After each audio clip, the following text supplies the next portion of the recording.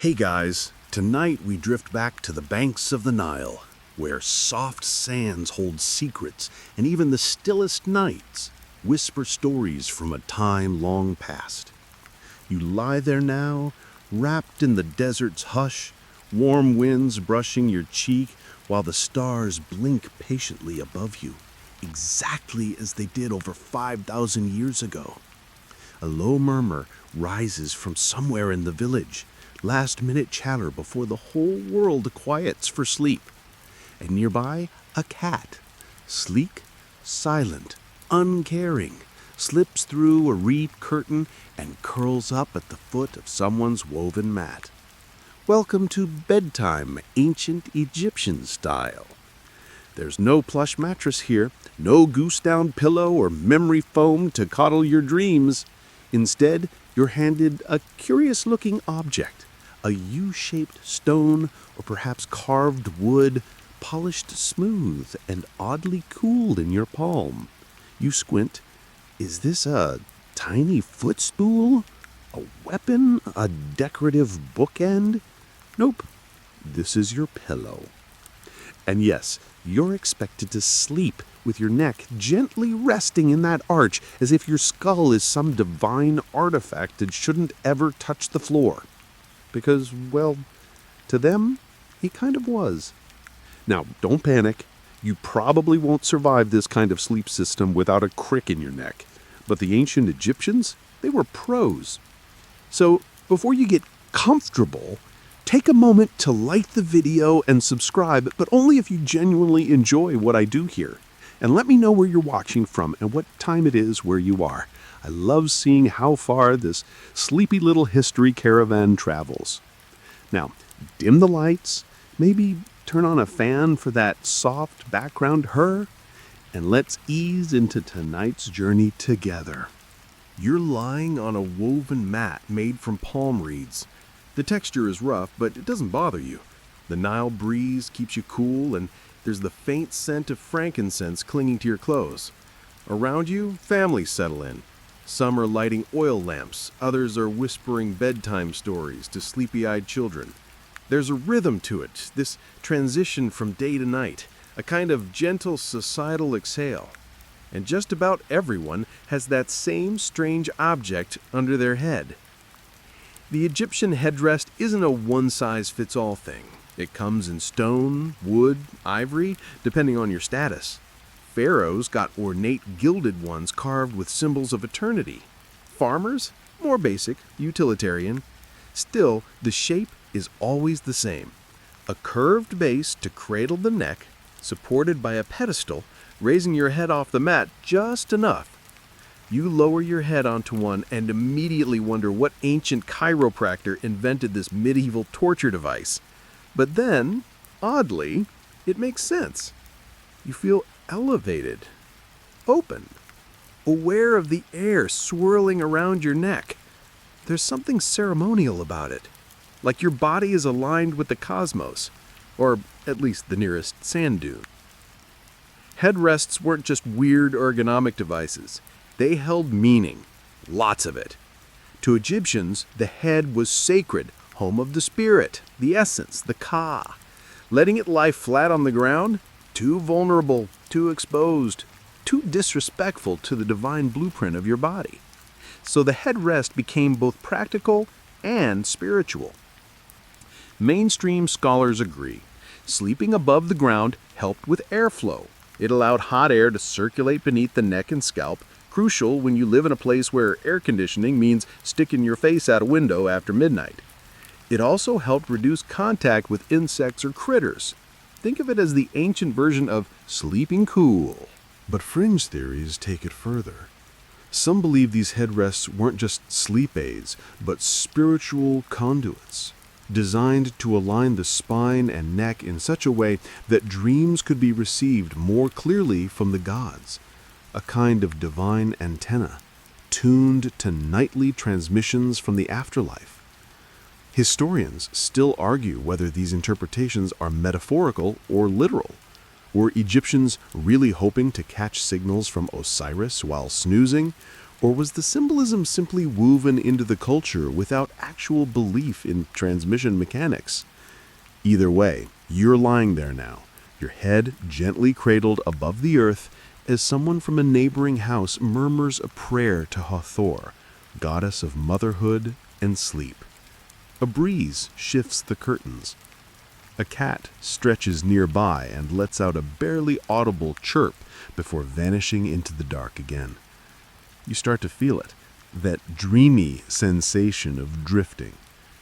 But there's more to uncover before you fall asleep. Someone nearby is shaving their head. You watch with mild interest as a teenager sits patiently while an older man uses a curved bronze blade to remove every last hair. Baldness wasn't a trend. It was a necessity. Lice were relentless, and hair held heat. By removing it, Egyptians kept cooler and cleaner.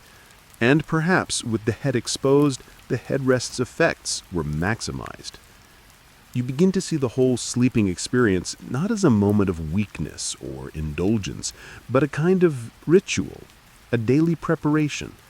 To sleep was to imitate death, and to sleep properly, with the correct posture, the right tools, the right feline companion purring nearby, was to ensure you would also wake properly, both in this life and the next. The moon hangs low now, a polished disk over palm trees, and someone's soft chanting lulls you deeper. A priest, maybe, or a mother singing her child to sleep. You close your eyes, letting the air pass under your head and across your neck. There's no mattress, no alarm clock, no blue light from a screen. Just you, the sand, the stars, and one smooth, sacred curve of stone, holding your dreams aloft like there's something too important to ever touch the ground. Your eyes flutter open, not because you're truly awake, but because something, maybe the breeze, maybe the cat, has nudged you just enough.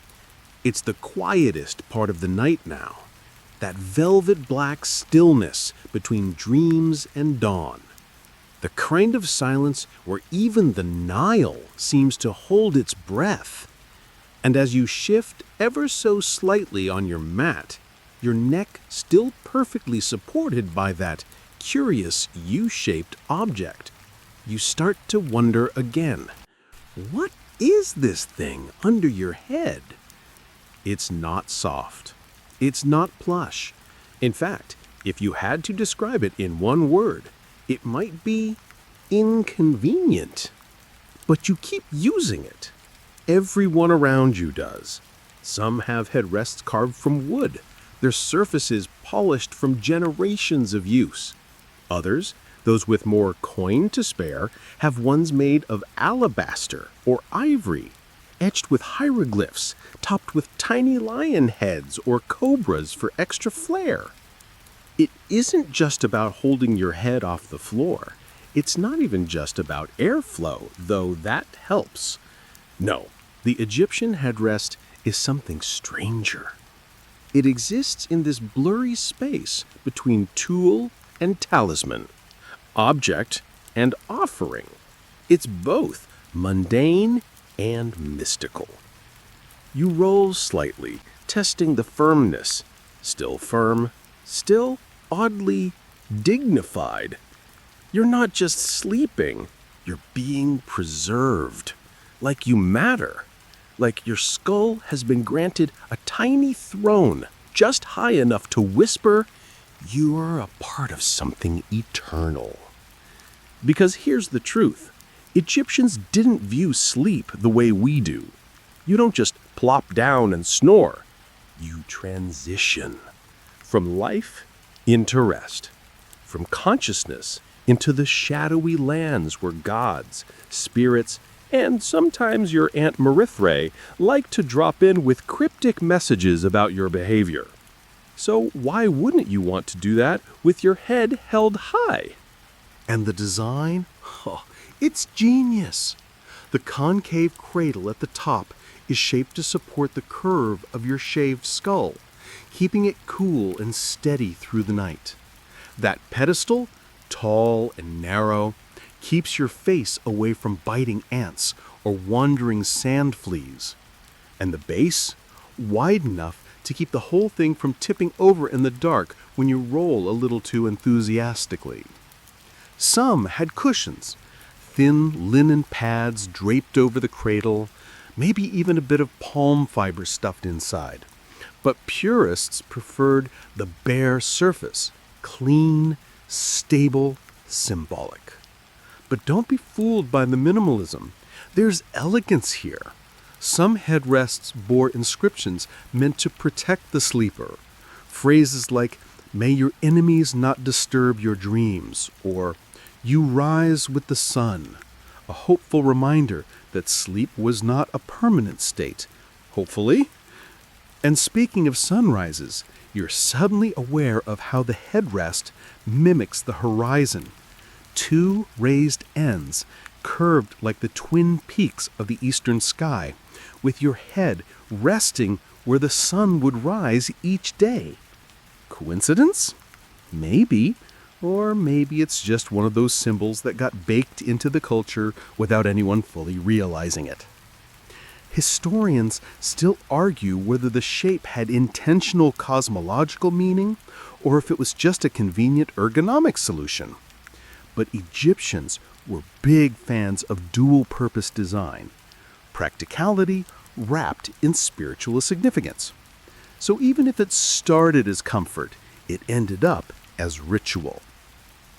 Nearby, someone adjusts theirs, a soft scraping sound of stone against mat, and you can't help but peek. It's a traveler, you think. His headrest is small, portable, meant for journeys. Some Egyptians carried them on long trips, even into battle camps, like a modern traveler's neck pillow, but far more stoic. Imagine watching someone whip one of these out during a layover. Instant upgrade to terrifyingly cool. There's a version made just for children. Smaller, lighter, sometimes adorned with figures of Bes, the protective dwarf god who loved to scare away demons and giggle at nightmares. Because yes, even Egyptian kids had sleep anxiety. They just had a god with a lion tongue and a feather skirt to handle it. And just in case you're wondering, yes, headrests were also gender neutral. Men, women, priests, farmers, everyone used them. The designs may vary slightly, but the concept stayed universal. Raise the head, preserve the spirit, sleep like the gods do.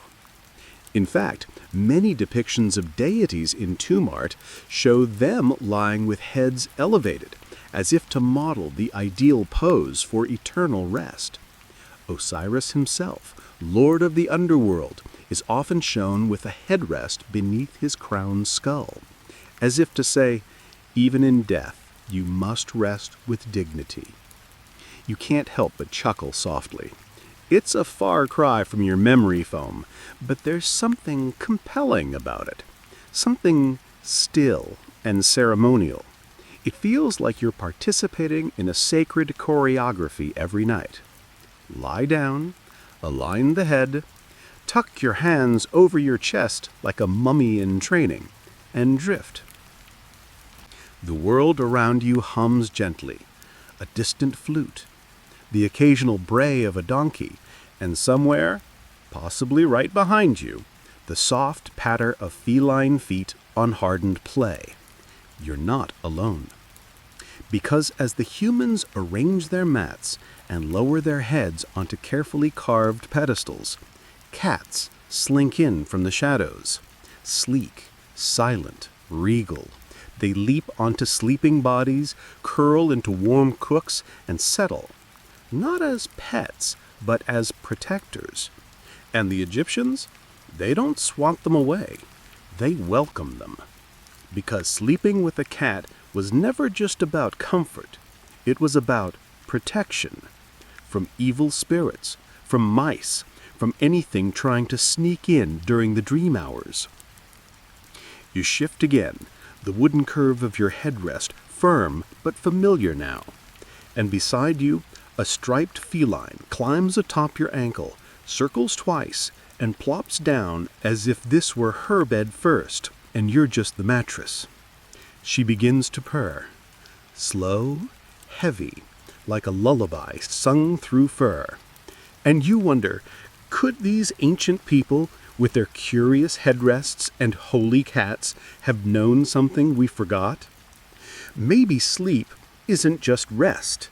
Maybe it's rehearsal for something longer, for something sacred, for something we don't fully understand but sense every time we close our eyes and lift our heads just slightly above the earth.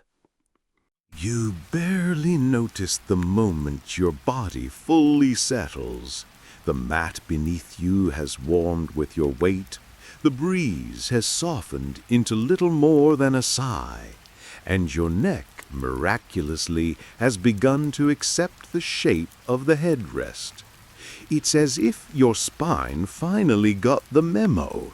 We're in ancient Egypt, friend. Time to stop resisting.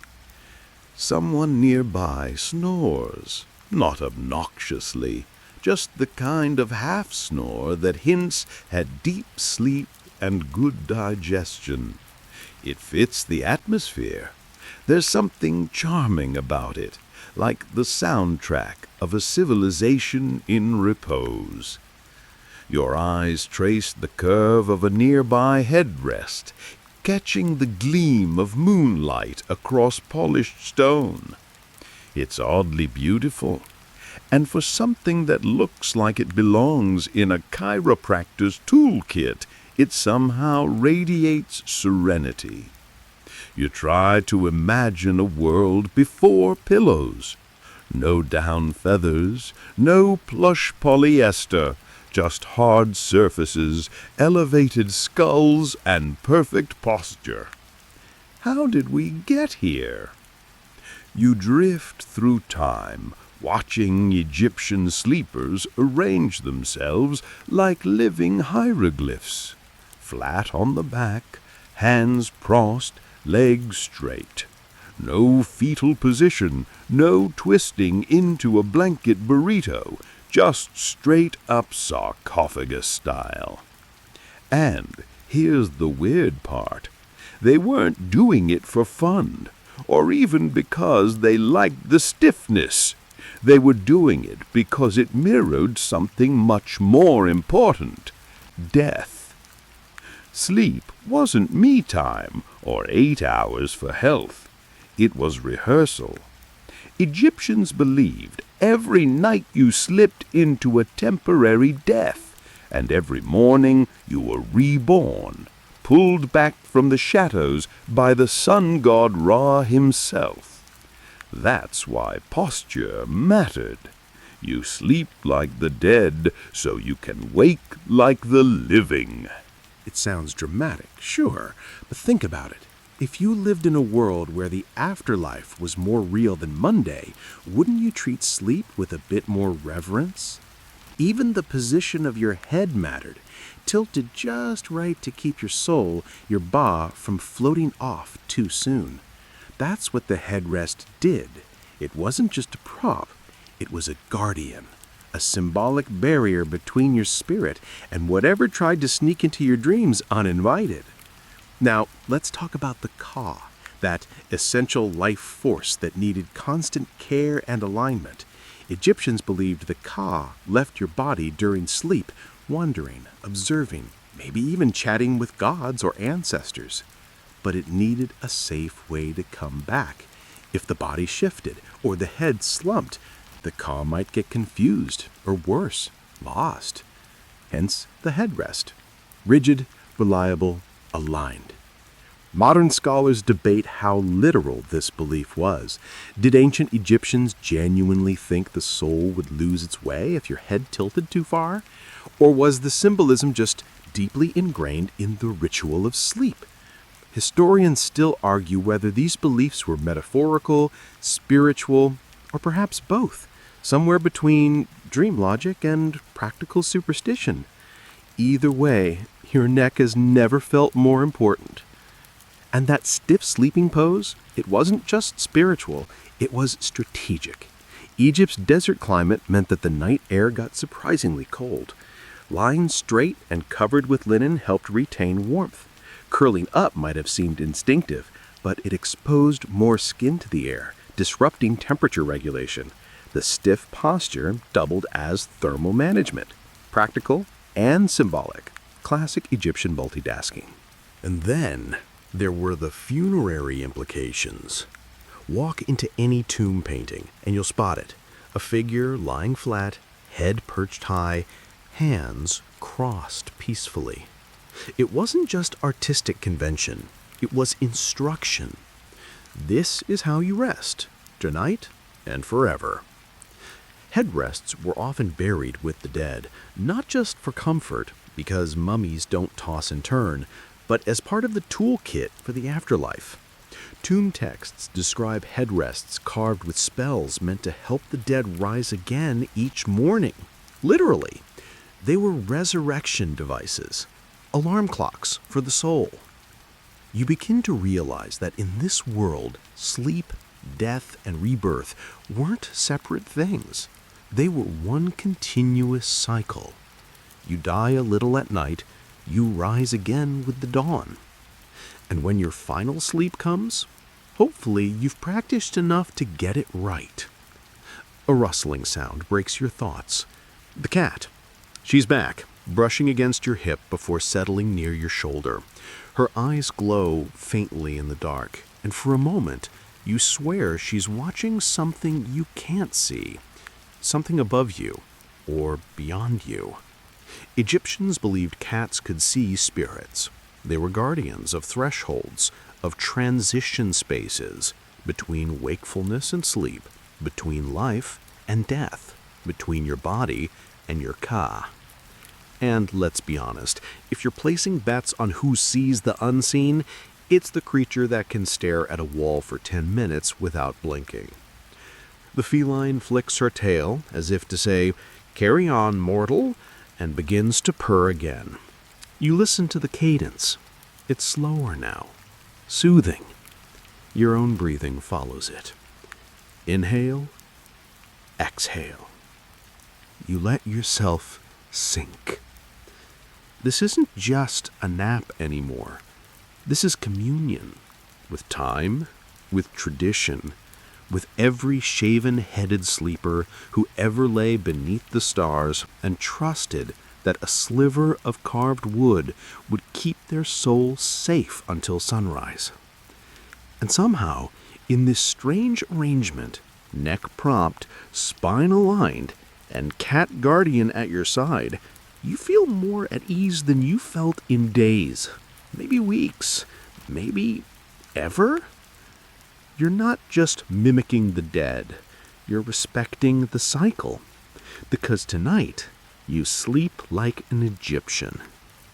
And tomorrow, you rise like Ra. You don't realize how quiet the night has become until even the breeze seems to hold its breath. It's the moment just before first light, a thin, gray silence wrapping the edges of the world. You're still lying flat, head elevated, spine a perfect papyrus scroll. The cat hasn't moved. She's curled tighter now, her tail draped over her nose like a velvet ribbon. She's not just sleeping. She's performing some ancient, instinctive ritual, one that mirrors your own. But your mind is restless, not anxious, just curious. Because now you're wondering something that wouldn't leave you alone. What did it feel like to wake up in ancient Egypt? And more importantly, what did you look like? The answer, apparently, is bald, or very nearly. You stretch an arm and roll your neck gently against the curved stone of the headrest. There's something ceremonial about the movement now. You're not just adjusting, you're participating. You're part of a system that goes beyond comfort, a kind of sleep etiquette. And in that etiquette, hair was problematic. Shaving one's head was more than a fashion choice. It was a sleep strategy. You've probably never thought of baldness as being practical for bedtime, But in ancient Egypt, it was just smart living. Hair trapped heat, it bred lice, and it got in the way of that sacred little headrest doing its thing. So what did people do? They shaved or kept it extremely short. Especially men, especially priests. The high priests of Amun were basically the Mr. Cleans of the ancient world. Clean scalp, clean conscience. But even the average villager might take a razor, usually bronze or flint, to the scalp, especially during the hotter months. And this wasn't done in a dingy back room either. Barbers were social fixtures, working out in public courtyards or riverside camps. A good shave was part grooming, part gossip session. You picture yourself sitting on a stool, sun high overhead, while a barber deftly scrapes your scalp clean. The breeze cools your head instantly. You run your hand over the smooth skin, then lie back onto your mat. The headrest fits differently now. Better. Designed for this shape, for this ritual. There's a fringe theory, odd, intriguing, that baldness had symbolic importance too, that being hairless aligned you more closely with the gods, who were often depicted without hair or with stylized wigs reserved for ceremonial use. Some say it was a way of shedding human weakness, like, look at me, I'm aerodynamic and spiritually pure. Historians still argue whether the emphasis on baldness was purely hygienic or if it had metaphysical roots. Were people just trying to stay cool and pest-free, or were they aligning their bodies with divine ideals? Maybe both. In Egypt, the line between practical and spiritual was always a little blurry. And then, of course, there's the matter of wigs. Yes, wigs. Because while Egyptians might shave their heads for hygiene and heat, that didn't mean they went around bald 24/7. No. You had options. Wigs were common, crafted from human hair, sheep's wool, or palm fibers. Some were simple, just a bit of fringe to shade the neck. Others were fabulous, braided, beaded, and scented with oils and resins. At night, though, off they came. No one wore wigs to bed. You didn't lie down in a beaded masterpiece and wake up tangled in amulets. Wigs were stored carefully, sometimes on special stands shaped like heads, ancient mannequin busts. So you, dear dreamer, lie beneath the stars in your birthday scalp, clean, cool, and very much in sync with your surroundings. And this clean head wasn't just for sleep, it also allowed your neck to rest perfectly in the cradle of the headrest. A head full of hair would shift awkwardly, throw off alignment, even trap heat. But your bald dome? A perfect fit, like an egg in a ceremonial spoon. Some families passed headrests down through generations, father to son, mother to daughter. Others commissioned them new, carving names and protective inscriptions into the sides. One surviving headrest, found in a tomb, reads, "May you awaken in peace and strength," which sounds like something you'd print on a luxury pillow today. Except this was chiseled into limestone 4,000 years ago. But what about women? Well, many women, especially those of higher status, kept their hair longer or wore elaborate wigs during the day. But even they often shaved or trimmed short sections of their scalp for sleep. Hair could be oiled, braided, wrapped in linen. The goal wasn't necessarily to show off in slumber, it was to prepare for the dream world, for the gods, for whatever messages might arrive as you lay under the protection of the moon. And that's when you start to notice something strange. Everyone here treats sleep like a meeting, a sacred appointment. Not a passive moment of rest, but an active engagement with powers beyond. You don't go to bed, you enter sleep, like stepping into a temple. Your head is cradled, your soul ready. Even your dreams are taken seriously. But we'll get to those soon. For now, you let your fingers trace the smooth edge of the headrest again. Cool, hard, familiar. You picture your ancestors using this same design night after night. trusting it to hold their most sacred possession. Not their heart, not their stomach, but their mind. And as the first hints of light begin to touch the eastern horizon, you feel it. Your thoughts softening, your breath slowing, your scalp cool and calm against polished stone. You're not uncomfortable. You're aligned. And maybe, just maybe, you understand for the first time why this strange little headrest survived dynasties, tombs, floods, and empires. Because some ideas are more than objects. They're anchors for bodies, for spirits, for sleep. The cat stirs first, naturally. Her ears twitch before anything else moves, catching a distant rustle of reeds or maybe the sound of a fish plopping back into the Nile. She yawns, stretches like a practiced dancer, and then, without so much as a glance at you, hops off your mat and pads away into the shadows like a phantom with an early appointment. And as she leaves, you feel it, a slight shift in the air. The world is slowly waking. But in ancient Egypt, the transition from night to day wasn't just about sunlight. It was a spiritual checkpoint. Sleep was a brush with death. Waking, a sign that the gods had spared you for another round of existence. You were back in the game. Still, as you lie there a few more moments, neck perfectly balanced on your now familiar headrest, you realize something. You weren't really alone through the night. And not just because of the cat. No. There's another constant presence, the gods. And let's talk about that curious feline who kept watch over you. Was she just a household companion? Or something more? Spoiler alert. She was probably both. Because to the ancient Egyptians, cats weren't just pets. They were walking, meowing miracles.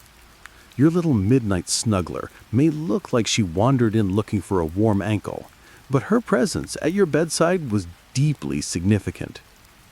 In Egyptian belief, cats had a connection to the divine, especially to a particular goddess who held nighttime in her delicate clawed grasp, Bastet, or sometimes Bast. Either way, she's the original cat lady. But not in the collects figurines and wears pop-hurt sweaters way, in the defends your soul with sharpened claws and a radiant aura way. Bastet began her mythological career as a lioness goddess, ferocious, protective, and fierce. But over time, she softened into her more familiar feline form, the cat-headed goddess of home, fertility, joy, and yes, sleep. Because who better to guard your most vulnerable hours than a creature who can nap on a burning log and wake up in the exact same position? You think back to your own watch cat and wonder how many Egyptians believed deep down that every household feline was a tiny sliver of Bastet herself. Not just a pet, but a protector, a purring, tail-flicking spiritual bouncer. And it wasn't just superstition. Cats earned their divine status. They kept homes rodent-free. They hunted snakes. They kept insects at bay. They sat silently beside sleeping children, guarding them with slitted eyes and twitching tails. Some families even mummified their cats, burying them with honor. There are literal cat cemeteries in Egypt, entire necropolises devoted to these sacred companions. Historians still argue whether Egyptians fully worshipped cats or simply revered them as avatars of Bastet. But one thing's clear, if you messed with someone's cat, you were basically daring divine punishment. There's a famous story from the Greek historian Herodotus, who, yes, had a flair for drama, but wasn't always making things up, about an Egyptian city where, when a house caught fire, the locals didn't rush to put it out. They stood in front of the flames to protect their cats. If the house burned down, so be it. But if the cat died, that was real tragedy. You can almost see it now, a family huddled around a burning doorway, hands outstretched, trying to coax Whiskers the Divine back into their arms, while Bastet watches from the smoke with mild disapproval. And in temples, cats weren't just present, they were staff. They roamed freely, accepted offerings, and were sometimes adorned with jewelry. Imagine a golden nose ring on a particularly grumpy temple mouser. Entire cults formed around Bastet's worship, especially in the city of Bubastis. Pilgrims would journey there, leave tributes to the goddess, and yes, sometimes adopt a temple cat to take home, like divine merch with claws. But back to your mat. You're waking slowly, just like everyone else. But you notice something odd. No one shooed the cats away in the night. No one flinched when a paw landed on a face or a tail brushed an ankle. These animals were part of the bedtime equation, not intrusions, participants. A child sits up near you rubbing her eyes, and her tabby immediately clambers onto her lap as if to say, "You survived sleep. Well done. Now feed me." And isn't that just the rhythm of Egyptian life? The sacred and the mundane, always entangled. A headrest that doubles as spiritual armor. A cat that's both guardian and greedy breakfast guest. You stretch carefully. One does not yank the neck after a night on a stone pedestal. Instead, you raise your head with the precision of someone who's just unwrapped a sacred scroll.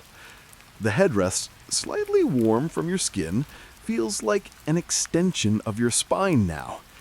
This isn't some silly tradition. This is a way of life. And honestly, it kind of works. Because how often in your modern world do you wake up feeling aligned, cared for? Like maybe, just maybe, something bigger than you kept watch while you wandered the land of dreams. You glance once more at the cat. She blinks slowly, and it's not hard to believe that Bastet herself is peeking through those sleepy eyes.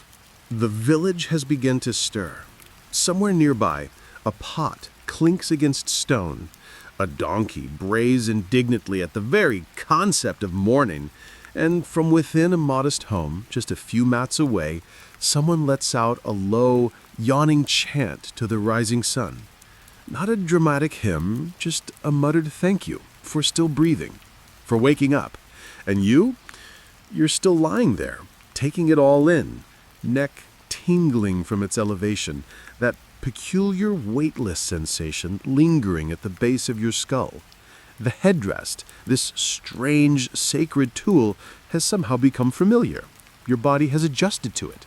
And now you start to understand why it became such a fixture in Egyptian sleep culture. Because, honestly, you're cooler. No, not in the fashionable sense, though your shaved head is looking sharp, but physically cooler. The airflow beneath your head and neck has kept you dry and comfortable through a surprisingly chilly desert night. And now, as the sun creeps back into the sky, you're not sticky with sweat. You're not itchy from mysterious bites. You're just surprisingly refreshed. And that's the whole point. The Egyptian headrest wasn't designed with plush indulgence in mind. It was designed for survival. This is a land of extremes, scorching days, chilly nights, and creepy crawlers that never got the memo about personal boundaries. Sleep in this world was a high-stakes operation. You had to keep your body safe, your mind intact, and your ba, that part of your soul that liked to wander, from floating off permanently. The elevation provided by a headrest created a miniature airflow system, primitive but effective. By lifting your head off the mat or floor, it allowed hot air to circulate and bugs to stay where they belonged, not on your face. You remember how the wooden headrests were sometimes carved with tiny protective figures, dwarves, serpents, or falcons, perched like security guards at the ends. They weren't just decorative. These symbols were magical reinforcements, standing watch while you snoozed. Some even believed that the elevated head position protected the soul from demonic intrusion. Think of the headrest as both orthopedic gear and spiritual force field. Modern researchers have studied the sleeping climate of ancient Egypt and agree. The headrest made a lot of practical sense. With daytime temperatures often soaring above 40 degrees, the human body needed every bit of nocturnal cooling it could get. The cool night air onto the neck, that was the ancient version of flipping your pillow to the cold side. And remember, there were no mosquito nets, no DEET spray, just linen robes and the occasional lazy cat. Speaking of which, cats played a role in pest control too. Their presence in the sleeping quarters was more than comforting. It was a mobile defense system. Rodents, insects, even snakes knew better than to mess with a house cat, especially one that doubled as divine representative and part-time leg warmer. You chuckle softly as a tomcat struts past your feet now, tail held high like a royal scepter. He stops, sniffs the air, sneezes once, and moves on. Clearly the place meets his standards. But back to headrests. There's an ancient Egyptian text that advises, "Let the head be raised that the breath may flow." It's both poetic and practical. Sleeping flat might have invited shallow breathing and overheating, but elevation, that's airflow. That's clarity. That's waking up without feeling like a baked fish. And while modern orthopedic specialists would definitely have notes, "Please don't replace your memory foam pillow with a rock," there's a weird wisdom to it. Egyptians designed their sleep tools not for softness, but for health. Not for luxury, but for alignment, both physical and spiritual. Of course, not everyone had a fancy one. Some villages made do with just a block of palm wood with a gently curved top. Others used rougher stone. But regardless of material, the function remained the same. Raise the head, clear the air, protect the spirit. Historians still argue whether the earliest headrests were originally designed for sleep or if they started out as ceremonial objects that gradually drifted into everyday use. One theory suggests they began as funerary props, used in tombs to support the head of a mummy. Over time, the living borrowed the style, adapting it for nightly use. Another theory posits the opposite, that headrests were used by the living long before they were ever buried with the dead, and that their inclusion in tombs was just an extension of daily life. Why deny the afterlife the comfort of a good night's rest? Either way, the message is the same. How you slept mattered. And this was true regardless of status. Sure, a nobleman's headrest might be carved from ebony, inlaid with ivory and guarded by falcons, and a farmer's might be little more than smoothed palm wood, but both served the same purpose. In this one space, this quiet, vulnerable, horizontal world, Egyptians were equals. Sleep humbled even the mighty. The pharaoh himself needed rest, and he took it seriously. You glance up at the emerging dawn. The sky is brushing itself in delicate pinks and smoky grays. Another day begins. Another chance to live, to work, to prepare for the great sleep that will one day be permanent. And until that day comes, well, there's your headrest. Stoic, centered, ready. And the cat? She's already curled up in a patch of sunlight, blinking slowly at nothing in particular. Her work here is done. And yours? Just beginning.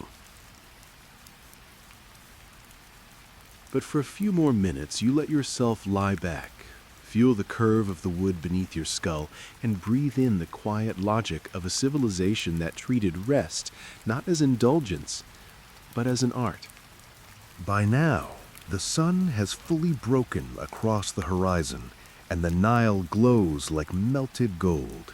A soft haze hovers above the water, the kind that tricks your eyes into thinking the world is made of velvet and mirage. Birds call out from the reeds. Someone starts grinding grain with a rhythmic thunk-thunk that's oddly soothing. You're awake, but not entirely. That beautiful liminal space between sleep and action lingers like the last echo of a dream. And yet, part of your body is still humming with memory, not of sleep, but of posture. Because sleeping in ancient Egypt didn't end with waking up. No, it shaped the way you moved, how you sat, how you breathed. It wasn't just a position you returned to each night. It was the foundation of your physical rhythm. An upright head, a long spine, a calm, deliberate energy that flowed from the crown of your skull all the way to your sandal-strapped feet. You rise from your mat slowly now, like you're unrolling yourself from a scroll.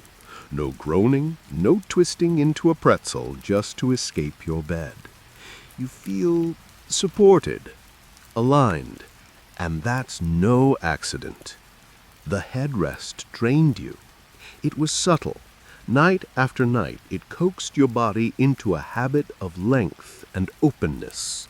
Sleeping with your neck elevated forced your spine into a more natural curve. Your shoulders gently dropped, your chest opened, your breathing steady. This, too, was the point, because in Egypt, posture was more than body language. It was spiritual hygiene. Imagine walking into a temple with slumped shoulders. Impossible. Blasphemous. Your body had to be a vessel for divinity, and vessels don't slouch. Even in tomb art, every figure stands tall, chin up, back straight, gaze forward. It wasn't just artistic style. It was a message. How you carried yourself reflected how you honored the gods. And it all began with how you slept. Historians agree that posture was a cultural priority in Egypt. Whether standing, sitting, or reclining, there was an emphasis on grace, control, and alignment.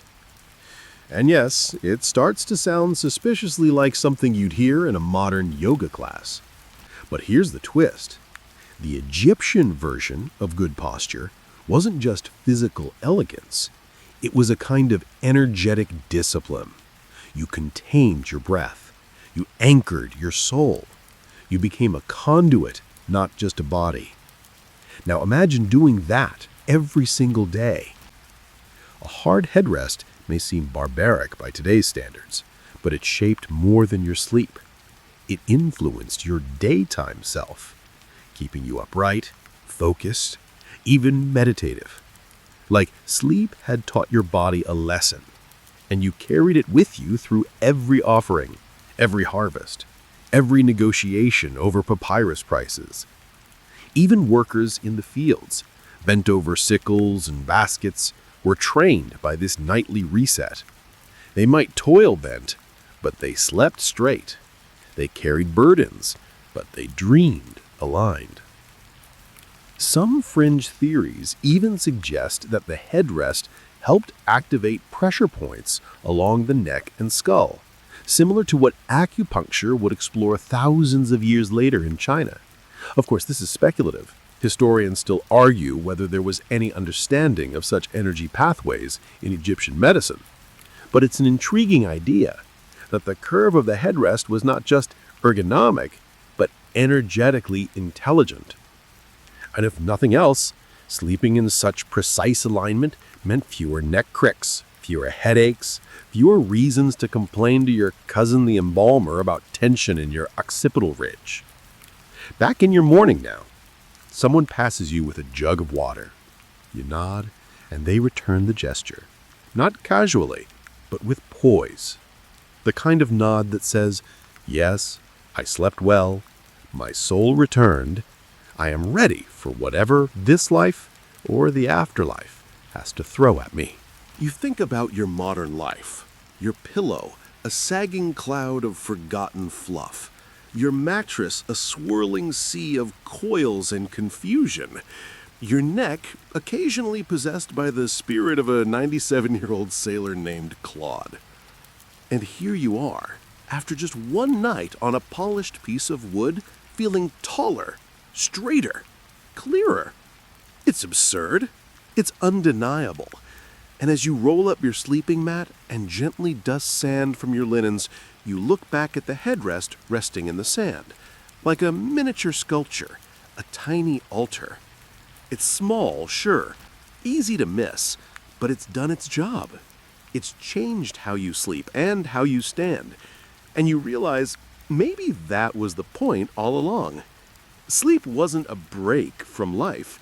It was practice for walking through the day with a spine like a scribe's reed, for breathing as if each inhale was a hymn, for living like someone whose head had always been a little closer to the gods. The Nile sparkles with new sunlight, and you feel it already, the gentle pull of daily life. But before the full rhythm of the day begins, there's one more part of the morning ritual you can't ignore. Something deeply Egyptian, deeply symbolic, and surprisingly relatable. The morning dream check. You sit for a moment beside your rolled mat, your neck still tingling with the memory of stone support, and your mind replaying fragments of whatever odd landscape your ba wandered through during the night. Did you dream of reeds swaying in moonlight? Or maybe a jackal whispering your name? Or perhaps just a sequence of abstract shapes, nonsensical yet oddly weighted, as if the dream carried a hidden message. Whatever it was, it mattered. Because in ancient Egypt, dreams weren't just random flickers of the subconscious. They were portals, divine emails sent straight to your sleeping soul, and you were expected to read them carefully. Egyptians believed that while your body lay still, your ba, the mobile part of your soul, left on nightly excursions, sometimes floating far from the body, sometimes visiting other people's dreams, sometimes receiving messages from the gods. The headrest wasn't just for neck alignment, it was a literal launch pad for your spirit. So you sit there now trying to remember, really remember what your dream showed you, because somewhere in those foggy images may be a warning, a lesson, or a cosmic to-do list. Enter the professional dream interpreters. Yes, they existed. If you couldn't make sense of your own dreams, or if what you saw was too unsettling to ignore, you'd visit one of these specialists. They were trained in a kind of spiritual analytics. Not priests, not magicians exactly, but something in between. They used dream books, scrolls that listed common dreams and their meanings. These weren't dusty indexes either. They were carefully organized. Dreams on the left were good omens. Dreams on the right, bad news. For example, dreaming of eating crocodile meat, a sign you'd defeat your enemies. Dreaming of drowning? Bad, very bad. Likely meant illness or betrayal. Seeing yourself as a cat? Surprisingly good. It meant you'd gain power over enemies. Bastet would be proud. These dream books were like the ancient Egyptian version of Google Translate for the divine subconscious. And everyone, from nobles to farmers, took dreams seriously. In fact, temples sometimes had special sleeping chambers where people would go specifically to induce a sacred dream. This practice was called dream incubation. You'd fast, purify yourself, make offerings, and then lie down on a sacred mat in the temple of a healing god, usually Imhotep or Serket, hoping that your dream would contain the cure or the answer to your question. Historians still argue whether these dream chambers were symbolic experiences or if people genuinely believed they'd receive direct messages. But when entire temple wings are designed around nap rooms, you know sleep wasn't just a bodily function. It was a communication channel. You picture it. A long hall of stone, soft incense wafting, acolytes whispering prayers, and a line of dream seekers rolling out their mats, heads poised perfectly on small alabaster headrests, each one hoping for a divine download. And don't forget, nightmares weren't just scary. They were serious business. A bad dream could be an omen, a sign of spiritual imbalance, or worse, the touch of a hostile spirit. People took measures, wore protective amulets, burned incense, whispered prayers to ward off nighttime invaders. Even children were given little charms or clay figures of Bes to place near their sleeping spot. Bes, the squat, lion-faced god of protection, was something like a divine teddy bear, ugly in the best way, designed to scare off whatever creepy entity thought it could sneak in after dark. You think back. Did anything feel off in your dream? Did the air seem too still? Was there a shadow that didn't belong? That could mean a bad presence. Or maybe it was just that strange goat from dinner refusing to leave your imagination. But even so, you'd take it seriously. Because here, dreams were diagnostics. They could predict the outcome of crops, hint at family secrets, even call someone to priesthood. In fact, there's a story of a priest who dreamed of the god Amun calling him by name, and the next day the temple confirmed his divine selection. That's the ancient equivalent of being promoted in your sleep. Dreams were also recorded on stelae, stone tablets with inscriptions. One of the most famous is the dream stele of Thutmose IV. According to it, young Thutmose took a nap beneath the Great Sphinx, and in his dream, the Sphinx promised him the throne of Egypt if he would clear the sand from its body. Guess who became pharaoh not long after? So yes, napping under a giant cat-shaped statue? Highly recommended. You're still sitting, your fingers absently tracing the edge of your headrest. Its curve, its balance, its quiet power. And your thoughts drift gently to your own dreams. You can't quite remember all of it.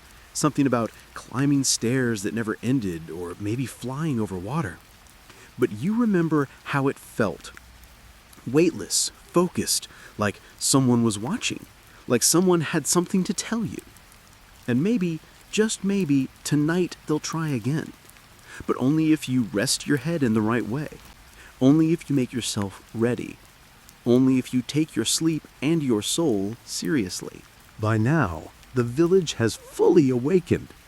Children chase each other between mud brick homes. Someone is coaxing dough into flat-lound loaves near a fire pit. A woman calls out to a neighbor about fish prices, and somewhere in the background, a cow dramatically announces its existence for the 4th time this morning. And you're still holding your headrest. Not because you're clinging to it like a comfort object, although, honestly, it's earned that right, but because now you're starting to realize just how much symbolism is packed into this odd little object. It's not just a sleep aid, it's a portal, a piece of metaphysical architecture. You turn it over in your hands. The shape is deceptively simple. A curved rest supported by a narrow base. Sometimes it's wooden, sometimes ivory, sometimes stone. But the essential form never wavers. Why this design? That question has been asked for centuries. And the answers? Well, there's the obvious ergonomic one. The curve cradles the neck while the elevation promotes airflow. Practical, sure. But remember, this is Egypt. Nothing was just practical. That curve also mimicked the arc of the horizon, the path the sun god Ra takes as he travels across the sky. Each night, as your head settled into that curve, it was as if you were aligning yourself with Ra's journey, preparing to follow him into the underworld and, if all went well, returned with him at dawn. Even the base of the headrest had symbolism. It anchored the curved top, just like the earth anchors the sky. Some carved bases resembled pillars or had geometric motifs representing stability, eternity, and order. This wasn't just about sleep posture. This was cosmology you could nap on. And then there's the idea that the headrest represented the Jed pillar, one of the oldest and most sacred symbols in Egyptian iconography. The Jed stood for stability, often associated with the god Osiris and the spine of the cosmos itself. That's right, your neck support may have been a miniature model of the universe's backbone. Suddenly, it makes sense why the thing feels heavier than it looks. And more than that, protective spells were often inscribed directly onto headrests, words meant to shield the sleeper from nightmares, curses, or mischievous spirits. One inscription reads, "Lift your head, you who sleep, and see the light again," which, frankly, is a far more poetic wake-up call than your phone's default alarm tone. Some of these inscriptions were written in hieratic, a cursive script derived from hieroglyphs, making them more accessible for everyday people. Others were inscribed in full hieroglyphic regalia, marking the headrest as a sacred object worthy of elite burial. And yes, elite burials frequently included headrests. In fact, archaeologists have found exquisitely carved examples in the tombs of nobles and royalty, often placed near or under the head of the mummy. Not for comfort, obviously. The deceased weren't expected to toss and turn, but rather for symbolism, to ensure that even in death, the individual was supported, aligned, ready for rebirth. Which brings us to one of the more fascinating aspects of the headrest, its connection to resurrection. You've probably noticed by now that Egyptians were a bit obsessed with the afterlife. Okay, not a bit, more like completely, totally, metaphysically preoccupied. But here's the twist. They didn't see death as an end. They saw it as a pause, a transition. And sleep was a dress rehearsal. The headrest wasn't just a prop, it was part of the machinery of resurrection. Some tomb texts describe the dead lifting their heads at the dawn of the new world. The headrest ensured that when the soul returned to reanimate the body, everything was, well, in the right place. Chin up, spine ready, showtime. There's even a funerary spell that compares the headrest to the sun's rebirth. Your head is raised like Ra when he appears from the horizon. No pressure. And while the headrest's basic form stayed consistent through centuries, variations did emerge, especially in terms of decoration. Some had carved lion heads, guarding each side like vigilant sentinels. Others featured protective deities, such as Bes or Taweret. The wealthier the owner, the fancier the headrest. But even the simplest ones, rough-hewn and unpainted, carried the same spiritual weight. This universality is what makes the headrest so uniquely Egyptian. It bridged the gap between classes, between the living and the dead, between body and soul. Whether you were a pharaoh wrapped in gold or a fisherman wrapped in linen, you probably ended your day the same way, lying back, aligning your spine, and trusting that this carved ark would hold your head safe while your ba took flight. And that's not just beautiful, it's human. Because no matter the century or the continent, we all want the same thing: to feel protected while we sleep. To believe that when we close our eyes, we're not just vulnerable, we're watched over. That someone or something has our back. Or, in this case, our neck. You place the headrest back on your mat. It fits into the earth like it's always belonged there. And as you rise to join the waking world, you feel its shape still echoing at the base of your skull. A quiet reminder that alignment isn't just a physical thing, it's spiritual. And it starts with sleep. Mid-morning in the village is a symphony of repetition, rhythmic, purposeful, utterly ordinary. And yet, if you squint your inner eyes just right, everything feels touched by something larger. A A woman weaves papyrus mats near the riverbank, humming to herself. Two men argue over the quality of barley, their tones more performative than angry. And somewhere in the distance, a child runs with a clay toy shaped like a hippo, joy echoing off stone walls. You, meanwhile, are beginning to feel a subtle shift, not just in your body, but in your understanding. Because while the headrests and its connection to sleep have dominated your thoughts, there's something you hadn't quite considered until now. Sleeping in ancient Egypt wasn't always indoors. In fact, much of the year it was preferable to sleep outside. Hard to believe in today's world of locked doors and buzzing AC units, but the Egyptians had no such barriers. Night air wasn't a nuisance, it was a blessing. A naturally cool breeze in a desert climate was the world's finest luxury, and people made the most of it. So picture this: a flat rooftop, a woven mat, a headrest nestled at one end, and stars scattered above you like crushed gemstones. The village below has quieted, the river whispers like an old friend, and you're tucked into your corner of the universe, both exposed and completely safe. Of course, not everyone slept outdoors all the time. It depended on the season, your status, and, let's be honest, your bug tolerance. In wealthier homes, the family might sleep on the second floor or on a shaded roof deck with a linen canopy to keep insects and prying eyes at bay. In more modest households, a shared courtyard or open roof did the trick. Walls were thin. Privacy was negotiable. But the open sky, that was everyone's, and sleeping beneath it was as ordinary as eating lentils. You think about this now as you wander toward a raised courtyard where several mats have already been rolled away. Their sleepers have gone to work, but the signs remain. Faint head impressions in the woven fabric, the occasional paw print from a cat who insisted on mid-sleep cuddles.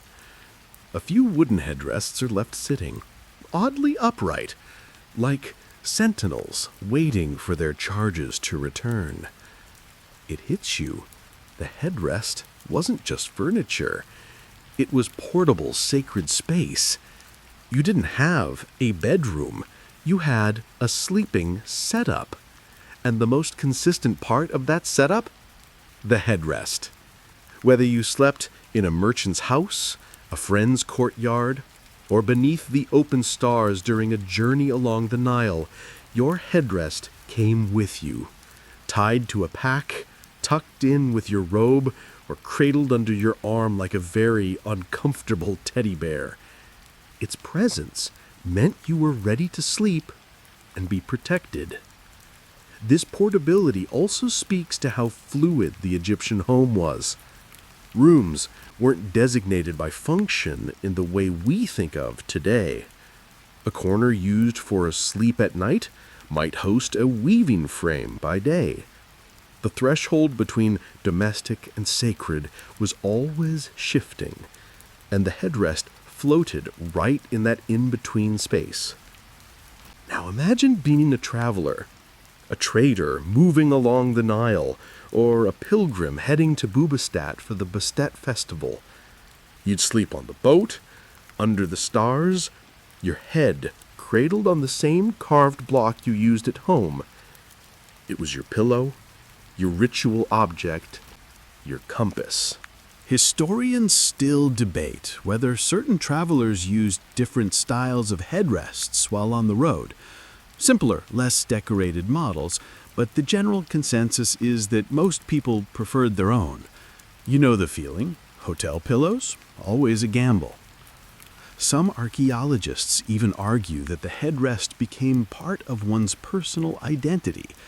They've found examples with names or family crests scratched into the base, crudely sometimes, not to impress, but to say, "This one is mine." That's right. Egypt had name tags for pillows. But here's something even stranger. There's evidence, though it's fringe, and scholars are still undecided, that some headrests were believed to retain residual energy from their owners, like spiritual fingerprints.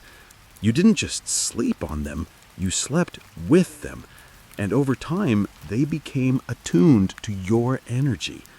A headrest wasn't interchangeable, it was intimate.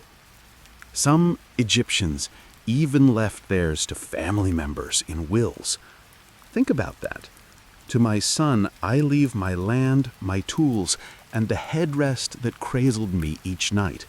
Not flashy, but powerful. Because what is more personal than the object that holds your thoughts, your breath, your dreams? You pause now beside one particularly worn headrest. The wood is smoothed from use, the edges slightly softened, and there's a tiny chip on the base where it once cracked but was mended with twine. You don't know who used it, but you feel them. The way you can feel the shape of a loved one in a sweater left behind. The way memory lingers in fabric, in touch, in time. This wasn't just where someone rested. It's where they returned night after night, trusting that when the stars faded, they would wake again. That's the promise the headrest made, and it kept it. Every single time. You move through the midday sun, now sharp and direct, casting hard shadows that divide every surface into light and void. The heat presses against you like a living wall, but even here, in the brightest moment of the day, sleep is still on your mind. Because the Egyptians didn't just sleep at night, they napped.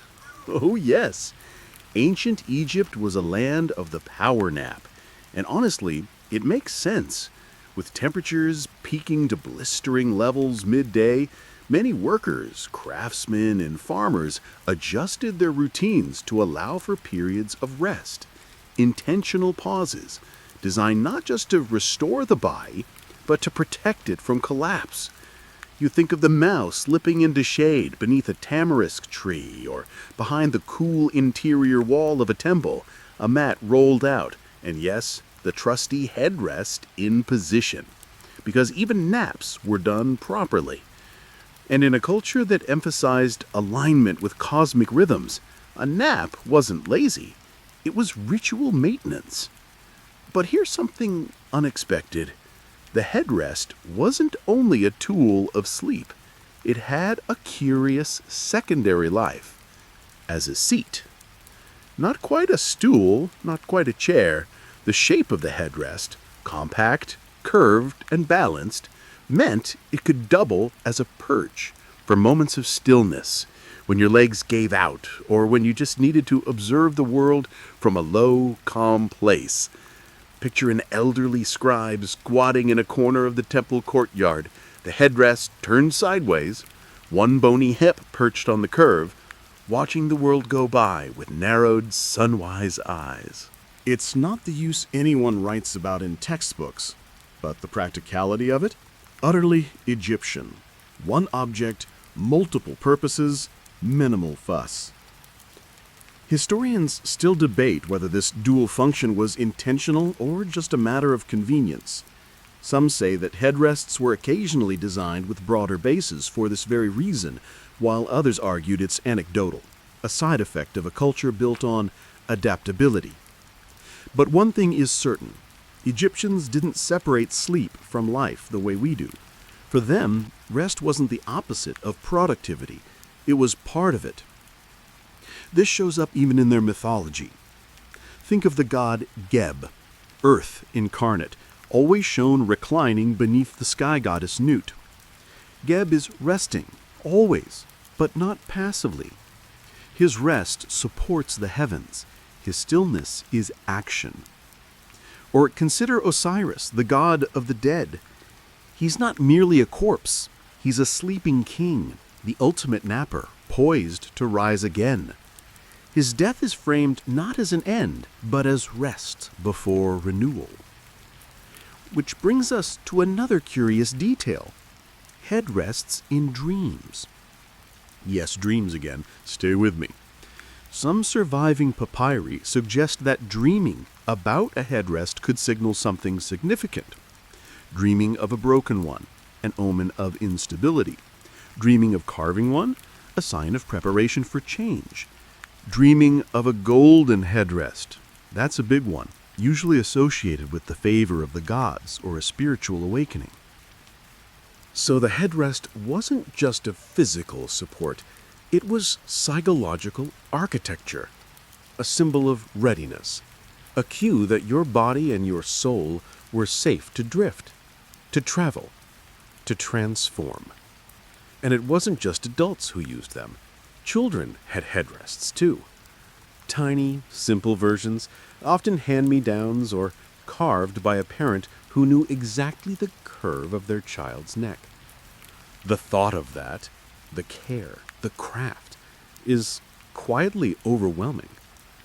In a world with no baby monitors or ergonomic bassinets, the headrest was the gesture that said, "I will keep you safe even when I sleep."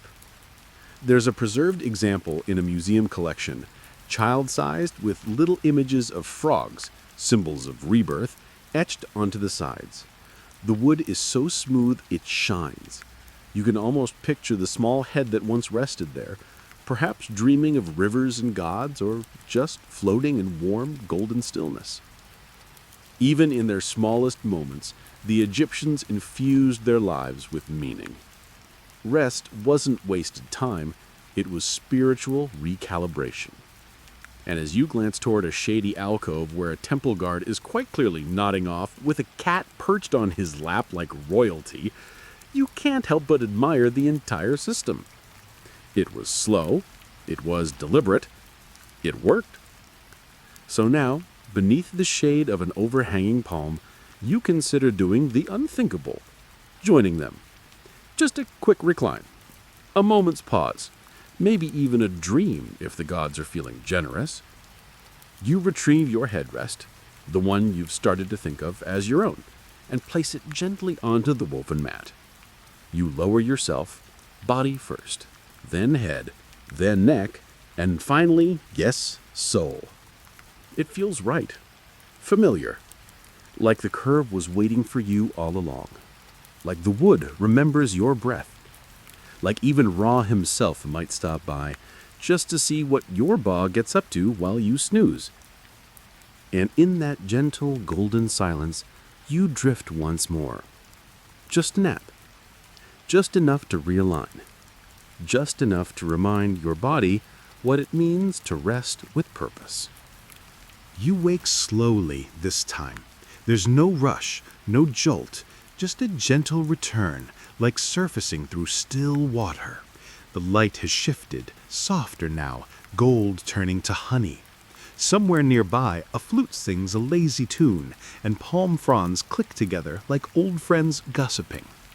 You sit up, refreshed in a way modern naps never seem to manage, and you realize something strange. You're more here. It's not just that you feel better rested. It's that sleep, true Egyptian sleep, seems to draw you deeper into the world rather than pull you out of it. Your senses are sharper. The hum of insects is music, not background noise. The warmth on your skin feels earned. Even the air has texture. And that feeling, that's not an accident. Because the ancient Egyptians didn't just value sleep as escape. They saw it as return, to balance, to truth, to what they called Ma'at, the divine order of the cosmos. You've seen that word before, carved into temple walls or etched into amulets. Ma'at wasn't just order in the way a neat sock drawer is orderly. It was the living principle that held the universe together. Truth, justice, balance, cosmic law. Without it, things unraveled. Plagues, droughts, political chaos, existential dread. And guess what helped maintain Ma'at? Ritualized sleep. Seriously. By aligning yourself physically, spiritually, emotionally, you contributed to the smooth functioning of the entire cosmos. It sounds dramatic, But to the Egyptians, every person's small actions either reinforced or damaged the balance. If you slept poorly, out of rhythm, unprotected by your headrest and sacred objects, you were at risk of being spiritually misaligned. And that misalignment rippled outward. So now, sitting with your headrest beside you and your breath even, you're not just well rested. You've done your cosmic duty. You've nudged the universe into harmony. Not bad for a nap. And while the logic may sound mystical, there's something familiar about it. You've had those days, modern days, where sleep feels like medicine, where waking from a deep, aligned slumber leaves you calm, kind, centered, and other days when poor sleep turns you into a disaster with shoes. The Egyptians understood this centuries before we started blaming things on circadian rhythms and REM cycles. Their answer wasn't melatonin gummies or noise machines. It was structure. A carved headrest, a symbolic bedtime, a belief that your soul traveled, learned, and returned with gifts. Even the act of lying down was formal, an agreement between your body and the divine. You think now about how Egyptians treated time. They didn't just divide the day by sun position, they tracked temporal alignment. Certain hours were better for prayer, others for healing. Sleep wasn't scheduled by convenience. It was synchronized with divine patterns. This is why sleeping through certain hours was seen as dangerous. You might miss an important moment, an omen, a visit from a god. Some texts warned against oversleeping, fearing your ba might drift too far and not return. This is where dream interpretation became not just helpful, but urgent. Waking from a dream wasn't the end. It was a call to action. If a god appeared in your sleep, or if you dreamed of chaos, flooding, or unnatural beasts, you were expected to respond. Make an offering, visit a temple, change your behavior. Sleep wasn't passive, it was dialogue. And the best tool for engaging in that dialogue, that's right, the headrest.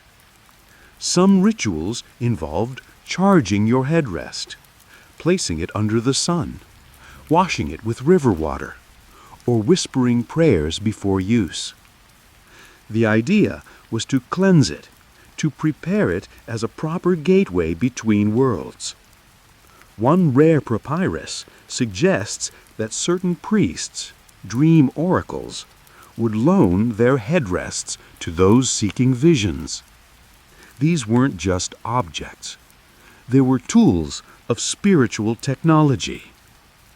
Historians still argue whether these elite headrests had special construction, infused with resins or sacred oils. Some believe they were anointed with myrrh or lotus oil to enhance visions. Others think the mere presence of a consecrated object was enough to guide the sleeper into sacred realms. You look again at yours, simple, wooden, unadorned, and yet it feels different now, charged. Not magic necessarily, but with awareness, as if your repeated use of it has given it memory, or maybe just made you more open. Nearby, a scribe begins setting up a low table. His reed pens are lined like soldiers. A tablet is wiped clean. He's preparing for recording dreams. Yes, people did that. Not in secret journals, but on papyrus scrolls, or by recounting them to temple officials. Dreams were logged, categorized, passed on. Some were even copied and preserved across generations. One dream record, more than 3,000 years old, reads, "I saw a tree that spoke to me, saying, 'The flood will come when the stars weep.'" It's haunting. It's poetic. It's also oddly relatable. Because haven't we all had dreams that felt like prophecy? Or nonsense that stuck with us longer than it should? The Egyptians leaned into that ambiguity. They didn't dismiss dreams. They studied them. And in doing so, they slept with intention. You lie back again, just for a moment, just to feel that alignment once more. Your head touches the curve of wood, and your spine instantly lengthens, as if it remembers its place in the great architecture of existence. The cat returns, settling beside you without asking permission. It purrs like a tiny machine built for serenity. And in this quiet, midday pause, you realize something profound.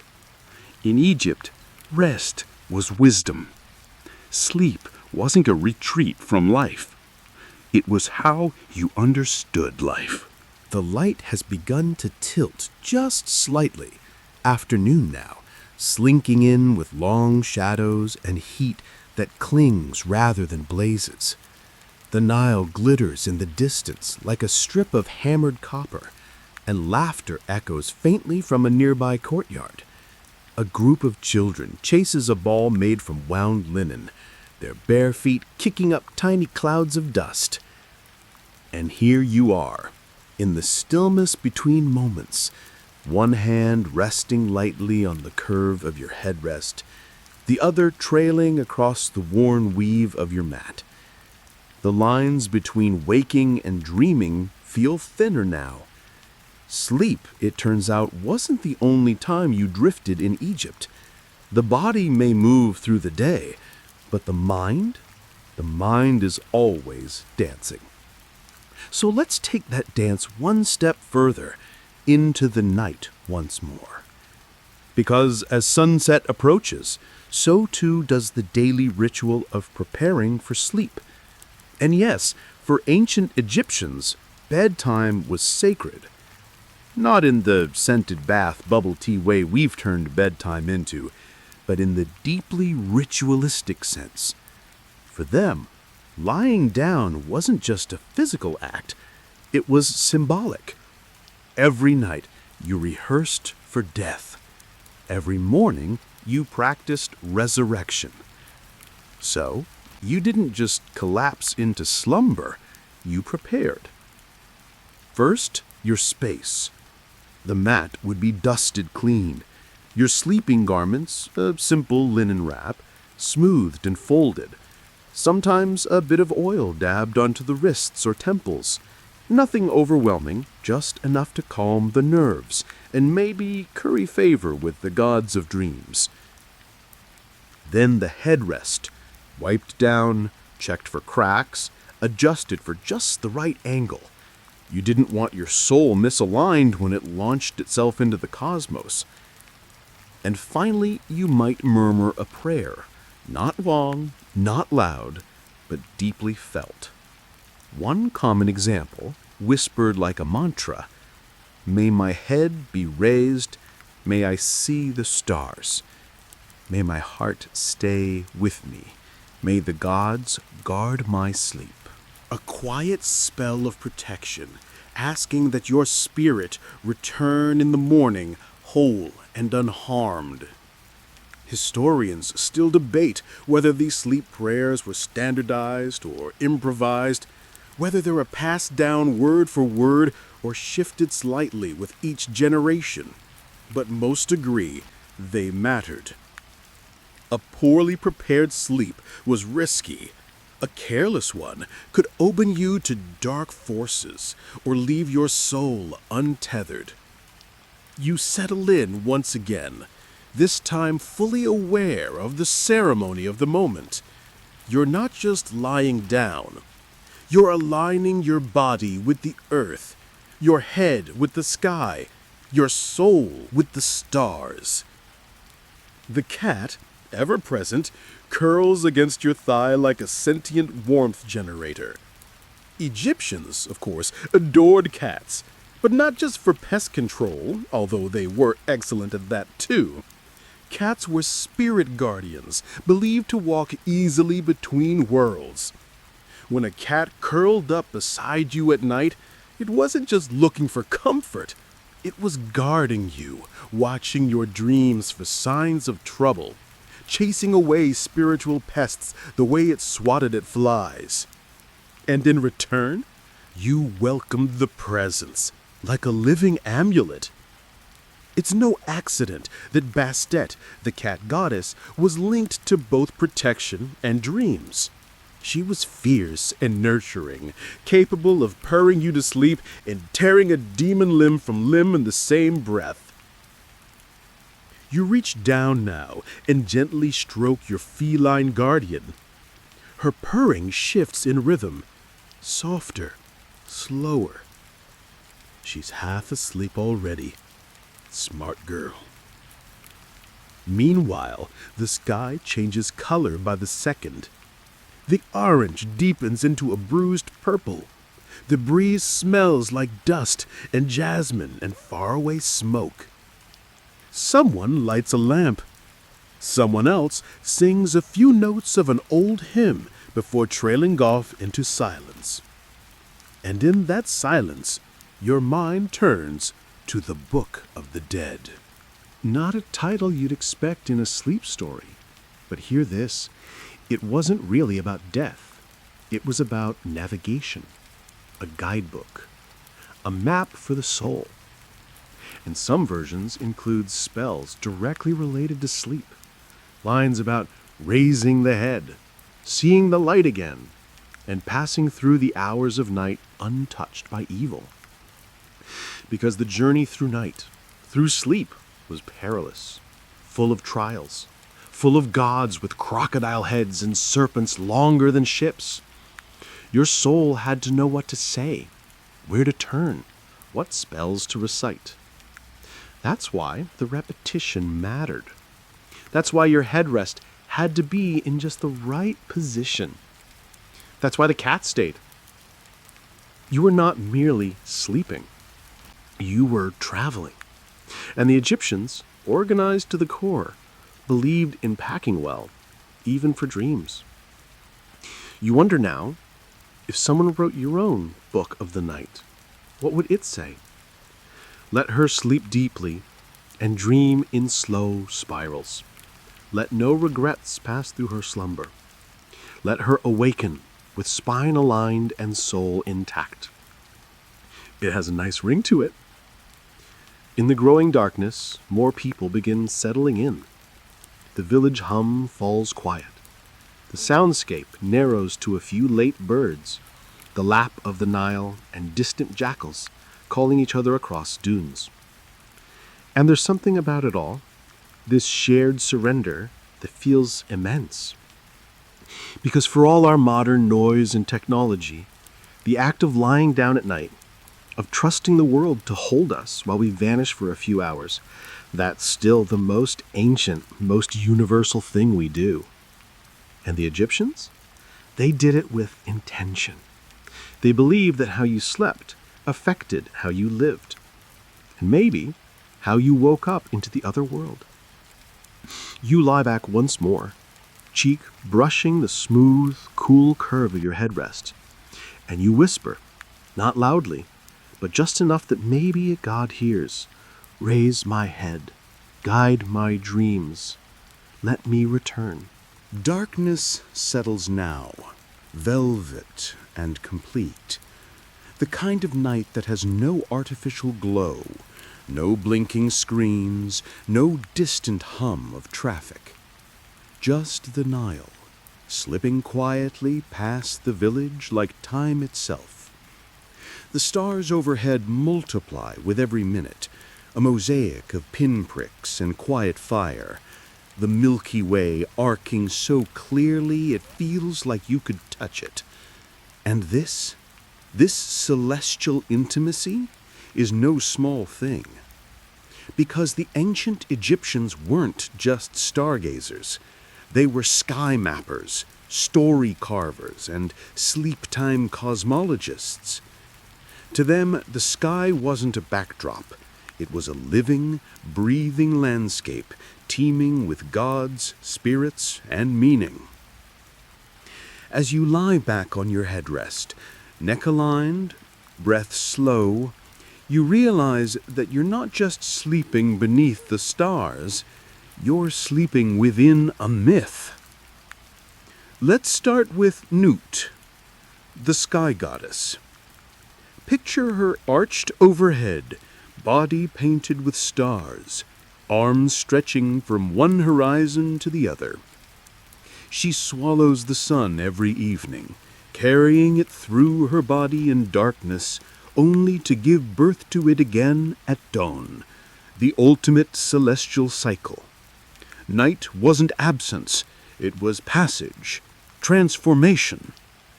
And as Nut holds the sky, she holds you too. The headrest beneath you, it lifts your head just enough to keep your face turned toward her belly, toward the stars stitched into her divine skin.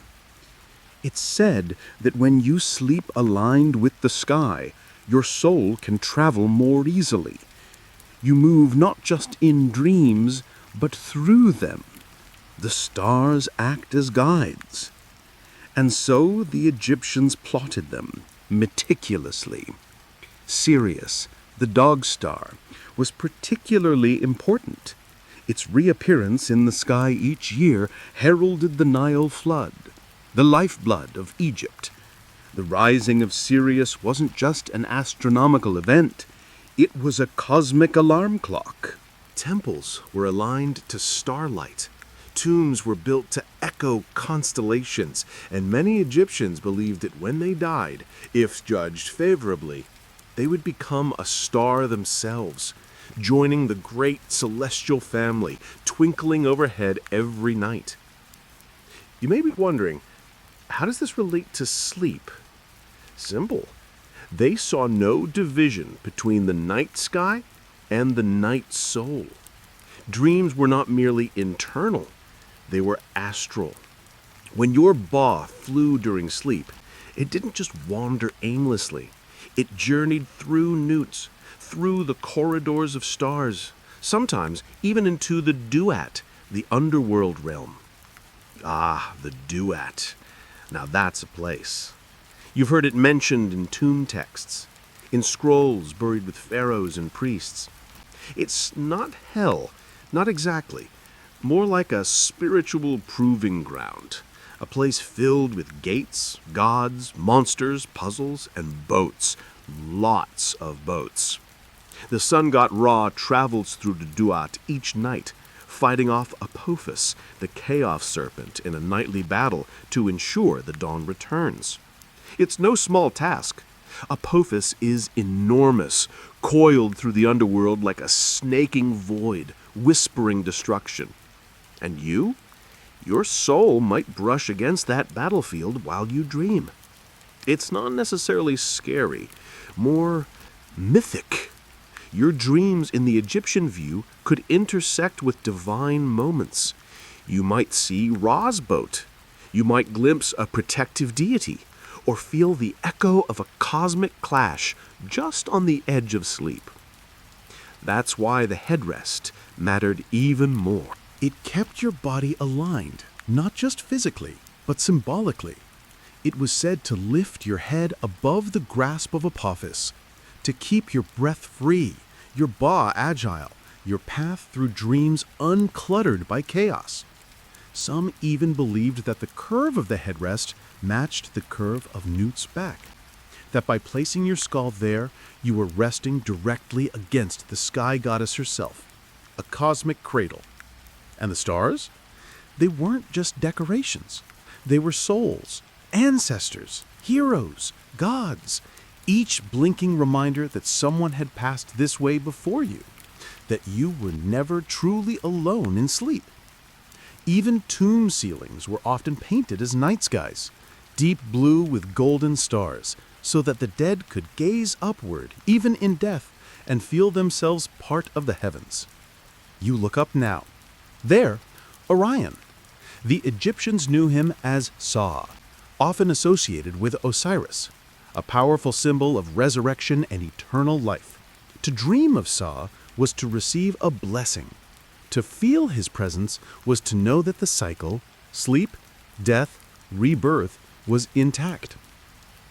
And near him, the dog star, Sopdet, later called Sirius, the goddess who heralded life, fertility, and the return of abundance. You imagine her winking at you, watching over your dreams. The air cools slightly, a breeze pushing across the sand with the hush of woven linen sliding through fingers. Somewhere a temple gong rings, low and distant. It's the kind of sound that folds time in half. You can't tell if it's calling priests to night rituals or simply marking the hour, but you don't need to know. Because here, sleep is the ritual. The sky is your chapel, the stars your congregation, your headrest the altar upon which your dreams are gently laid. You close your eyes again, but not with heaviness, with reverence. You don't drift, you rise, gently, lightly, as if called upward into Newt's arms, through the spine of the stars, past the whisper of the wind and the hush of feline breath. And somewhere in that great spinning expanse, your ba opens its eyes and begins to fly. The wind shifts ever so slightly, a tender exhale from the desert, warm and dry, and carrying with it the scent of dust, date palms, and sun-warmed stone. Somewhere nearby, an ibis squawks once, then falls silent, as if remembering the hour and the solemnity it now requires. You stir, not fully waking, not fully asleep, just suspended. And in this liminal space, this thin veil between consciousness and the cosmos, you begin to notice something new. A shape. Not physical, but architectural. A structure forming inside your mind as you dream. Columns, thresholds, echoing chambers. You're dreaming of a temple. And not just any temple. This is a dream temple, an institution very real in ancient Egypt, called a house of healing through sleep. Yes, the Egyptians had built sanctuaries specifically for sleep-induced revelations, healing dreams, divine messages, incubation chambers, they called them. You'd enter after purification rituals, perhaps fasting, maybe drinking a herbal sedative, then lie down on a consecrated mat, head cradled gently by, yes, the sacred headrest. Your task? To sleep until the gods spoke. And they did. Or so people said. Visitors to these dream temples, often seeking healing, clarity, or prophecy, would recount visions upon waking. A priestess might interpret the dream. A scribe might record it. If the dream involved a cure, an offering was given. If the dream warned of danger, steps were taken.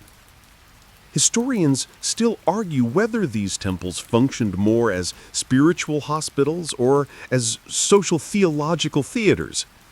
But one thing is clear. Dreams were not private. They were events. Dreams could sway decisions, change temple rituals, even affect court judgments. Imagine that. A dream, your dream, written down on papyrus, stored in temple archives, referenced for decades as divine insight. And all of it made possible by a good night's sleep, a little faith, and the right head support. Not all temples offered this practice, of course. It was reserved for specific deities, Thoth, god of wisdom in writing, Serket, goddess of healing and protection, Imhotep, the defied architect, physician. Some temples even had special dream rooms, sealed chambers with thick stone walls, cool floors, and darkness like velvet, perfect for slipping into another realm. You wonder now if you've entered one somehow. Your surroundings feel hushed, sacred. Even the stars seem quieter, as if watching your journey unfold. Your mind turns to Imhotep, a man turned god, once a brilliant physician and architect during the Old Kingdom. He designed the first pyramid, yes, the step pyramid at Saqqara, and was later venerated as a healer of dreams.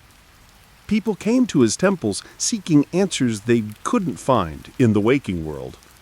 He was believed to send dreams that diagnosed illness or suggested treatments. Even today, his name floats somewhere between legend and medicine. You can almost hear him now, voice low, steady. Lie still, ask the right question, and listen. In a world without CT scans or antibiotics, listening to your dreams was a form of science, a sacred data set. You didn't just feel your body, you consulted the gods. Because healing wasn't just about organs and symptoms, it was about balance, about spirit, about Maat. And if your Ba could return from the duat with a recipe or ritual, or even just a whisper of what was wrong, you took that seriously. So did the community. Dreams weren't dismissed as personal hallucinations. They were treated like dispatches from the divine, and often they were shared, publicly, sometimes dramatically. At certain festivals, especially those honoring Thoth or Bastet, there were even dream contests. People would recount their most vivid or profound dreams in front of a gathering, and judges, often priests, would reward the ones with the clearest symbolic meaning or most obviously divine origin. Think about that. A talent show for dreams.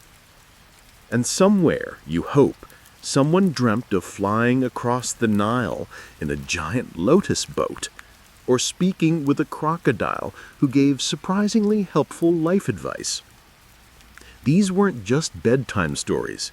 They were diagnostic tools, spiritual checkups, social glue. And they all began the same way. A body at rest, a head supported, a soul open to messages. You glance at your headrest again. It seems to glow faintly in the moonlight now. Not physically, no, but it holds presence. It feels ancient, trusted, as though it has witnessed thousands of dreams and never once dropped a head. You can almost imagine the hundreds of people who once slept like this before you. Noblemen and potters, midwives and scribes, children with stars in their eyes, elders aching for answers, and each one laid down with hope. Hope that dreams could heal, that sleep wasn't absence but opportunity, that somewhere in the soft folds of night a god might stoop low enough to whisper a cure, or even just stay a while. So now, as your own mind slips back towards sleep, you ask not for clarity, or medicine, or divine revelation, just for the presence of stars, of warmth, of a head supported gently by wood shaped with love, and maybe, if you're lucky, a cat that doesn't snore. The hours drift by in thick, velvet layers. You don't remember falling asleep again. One moment you were watching the stars blink above the curve of your headrest. The next, you're rising through some half-familiar dreamscape, slow, weightless, like ink diffusing through water. It's not quite the duat this time. No cosmic boats, no divine riddles. Instead, you find yourself inside a house, a small one. Mud brick walls, thatched roof, cool floor beneath bare feet. It's a modest home, and yet there in the corner, a headrest, just like yours, carefully placed, polished smooth from years of use. A woman tends the fire.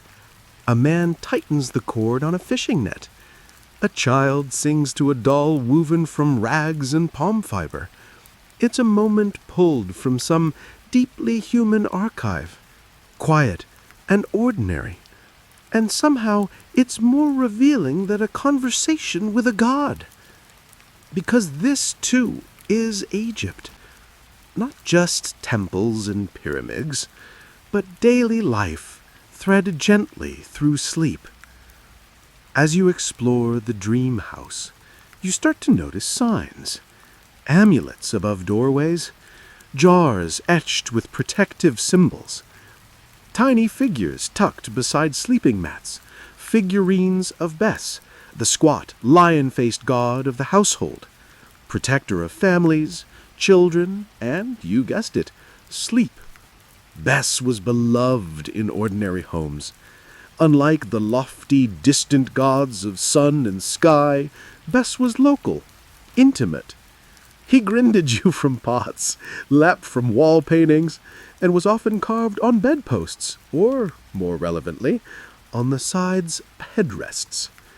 He was ugly, loud, and a little absurd-looking. And that was exactly the point. His terrifying grin and squat posture were designed to frighten away evil spirits, especially the ones that crept around while you slept. You didn't pray to Bes like you might to Osiris or Thoth. You lived with Bes. You invited him in like an old uncle who told off demons and cheered for your dreams. You glance again at the headrest in this dream house. There, on the side, a faint carving. Bes, arms raised, tongue out, eyes wide. A miniature guardian, watching you even as you sleep. Historians still puzzle over just how many layers of belief were wrapped around these little carvings. Was it superstition? Symbolism? An emotional placebo? Or was it simpler? An acknowledgement that sleep is vulnerable, and everyone, even the strongest among us, needs something watching over them when their eyes close. This belief extended beyond Bes, too. There were spells, short, sharp incantations scratched onto headrests, mats, or even small papyrus slips tucked beneath sleeping heads. Protective charms. They didn't read like bedtime stories. They were more like verbal shields. Let no bad air come near me. Let no wandering soul perch on my chest. Let my dream be my own. And you feel that even now, lying back under the stars, fully awake, yet still touched by that dream room. Because the belief was not that sleep was dangerous, it was that being unprotected in sleep was. So, Egyptians layered their rest like armor. A headrest to lift the skull and align the breath. A carving of Bes to keep watch. A spell softly muttered. A cat at your feet for backup. And sometimes just belief. That was enough. But for those who could afford it, amulets helped too. Necklaces made of faience or gold, shaped like ankhs, scarabs, or the eye of Horus. These were worn day and night, but especially important while sleeping. Not because something would attack you physically, but because bad dreams were considered a real threat. They weren't brushed off with a laugh the next morning. They were symptoms, warnings. clues that your spiritual balance was slipping. A dream of falling, possibly at Ba, struggling to return to the body. A dream of drowning, perhaps a reminder to purify. A dream of being chased, a sign your protection was weakening. It wasn't just about meaning, it was about course correction. Your dreams were like spiritual vital signs, and every restless night was a little red flag. So, of course, the Egyptians took sleep seriously. It wasn't indulgence, it was maintenance. And this seriousness extended into architecture, too. In the dream houses you wander through now, you notice how sleeping areas are positioned with care. Beds, if present at all, are often tucked along the cool north-facing walls. Not elaborate, but intentional. And headrests always nearby. In some households, they rest on raised platforms. In others, on the woven floor mats. Always within arm's reach, always as essential as firewood or bread. You're beginning to understand something simple but profound. In ancient Egypt, sleep wasn't an interruption to life, it was a continuation, a shifting of focus, a nightly return to the spiritual center. And just as you start to stir from the dream, just as the mud brick house dissolves into star-sprinkled night and you feel the soft sand beneath your body once more, a phrase echoes in your mind, faint but firm. A guarded sleep is a fruitful sleep. You open your eyes to see the stars again, Bess's grin carved into the shadows of your memory, your cat breathing slowly beside you, tail curled like a question mark. And you realize you are held by tradition, by intention, by something older than you can name. The night deepens now. Not darker, just quieter, like the world is holding its breath. There's a fullness in the silence, a kind of weightless stillness that makes every sound feel sacred. The rustle of palm leaves becomes a hymn. The faint drip of water from a distant jar sounds like a blessing. Even the cat's sleepy yawn feels ceremonial. You lie still, head cradled in the familiar curve of your wooden companion, and for a moment you simply exist. Breathing, listening, held in sleep's embrace. But the Egyptians didn't just lie still and dream for pleasure. Sometimes they went to sleep to solve problems. That's right, practical problems, crop failures, marital disagreements, business decisions, even criminal investigations. And the solution? Dream on it. There are records, fragments of scrolls and temple inscriptions describing how someone unable to resolve an issue would consult a priest. The priest might recommend a ritual sleep, not just any nap, an oracular sleep, carefully prepared, often performed within temple grounds, and always accompanied by ritual cleansing. You didn't enter such sleep alone.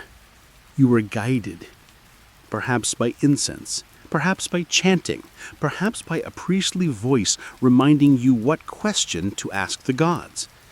Then you'd lie down, head gently lifted by your sacred headrest, and let the divine logic of dreams unravel the tangled threads of your waking life.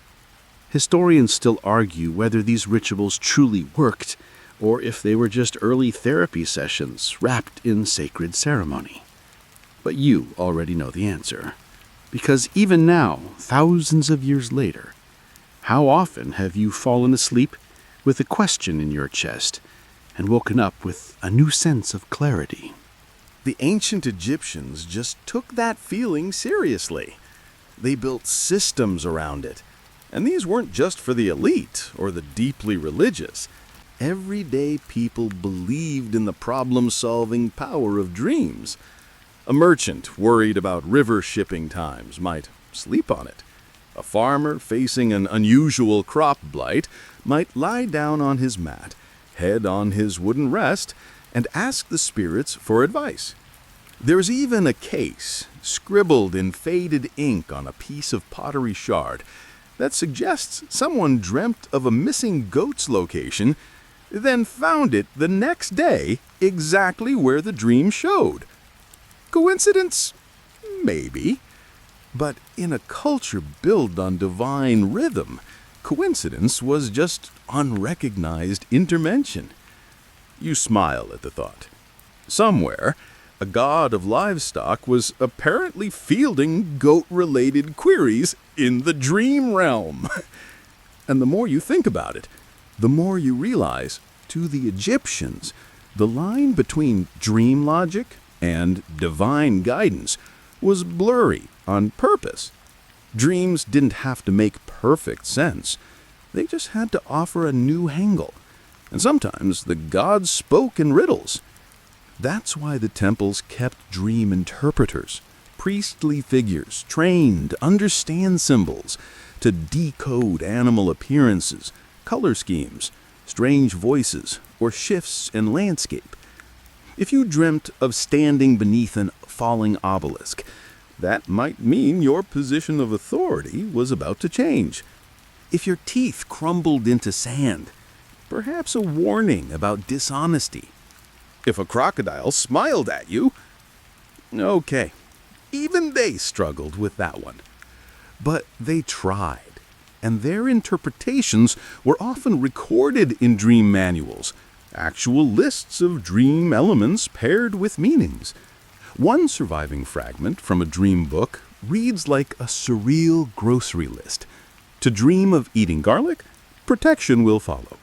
To dream of swimming upstream, you resist the judgment of the gods.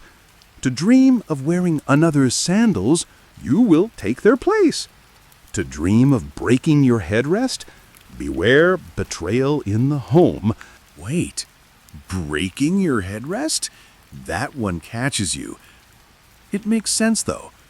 If the headrest is your spiritual stabilizer, your dream compass, your nightly tether to the realm of Mot, then breaking it symbolically means losing your balance, a frayed connection between you and the divine, something you absolutely want to avoid. You glance at your own headrest now, and even though it's made of polished dream wood and not splinter-prone acacia, you instinctively reach out, checking for cracks. None. Just the same gentle curve, the same trusted weight. You feel reassured. And that's the point. Headrests weren't just furniture. They were psychological anchors, like a nightlight for the soul, or a pillow that doubled as a passport to sacred geography. And speaking of sacred geography, here's a quirky little fringe theory that some Egyptologists whisper about after their third cup of temple-side tea.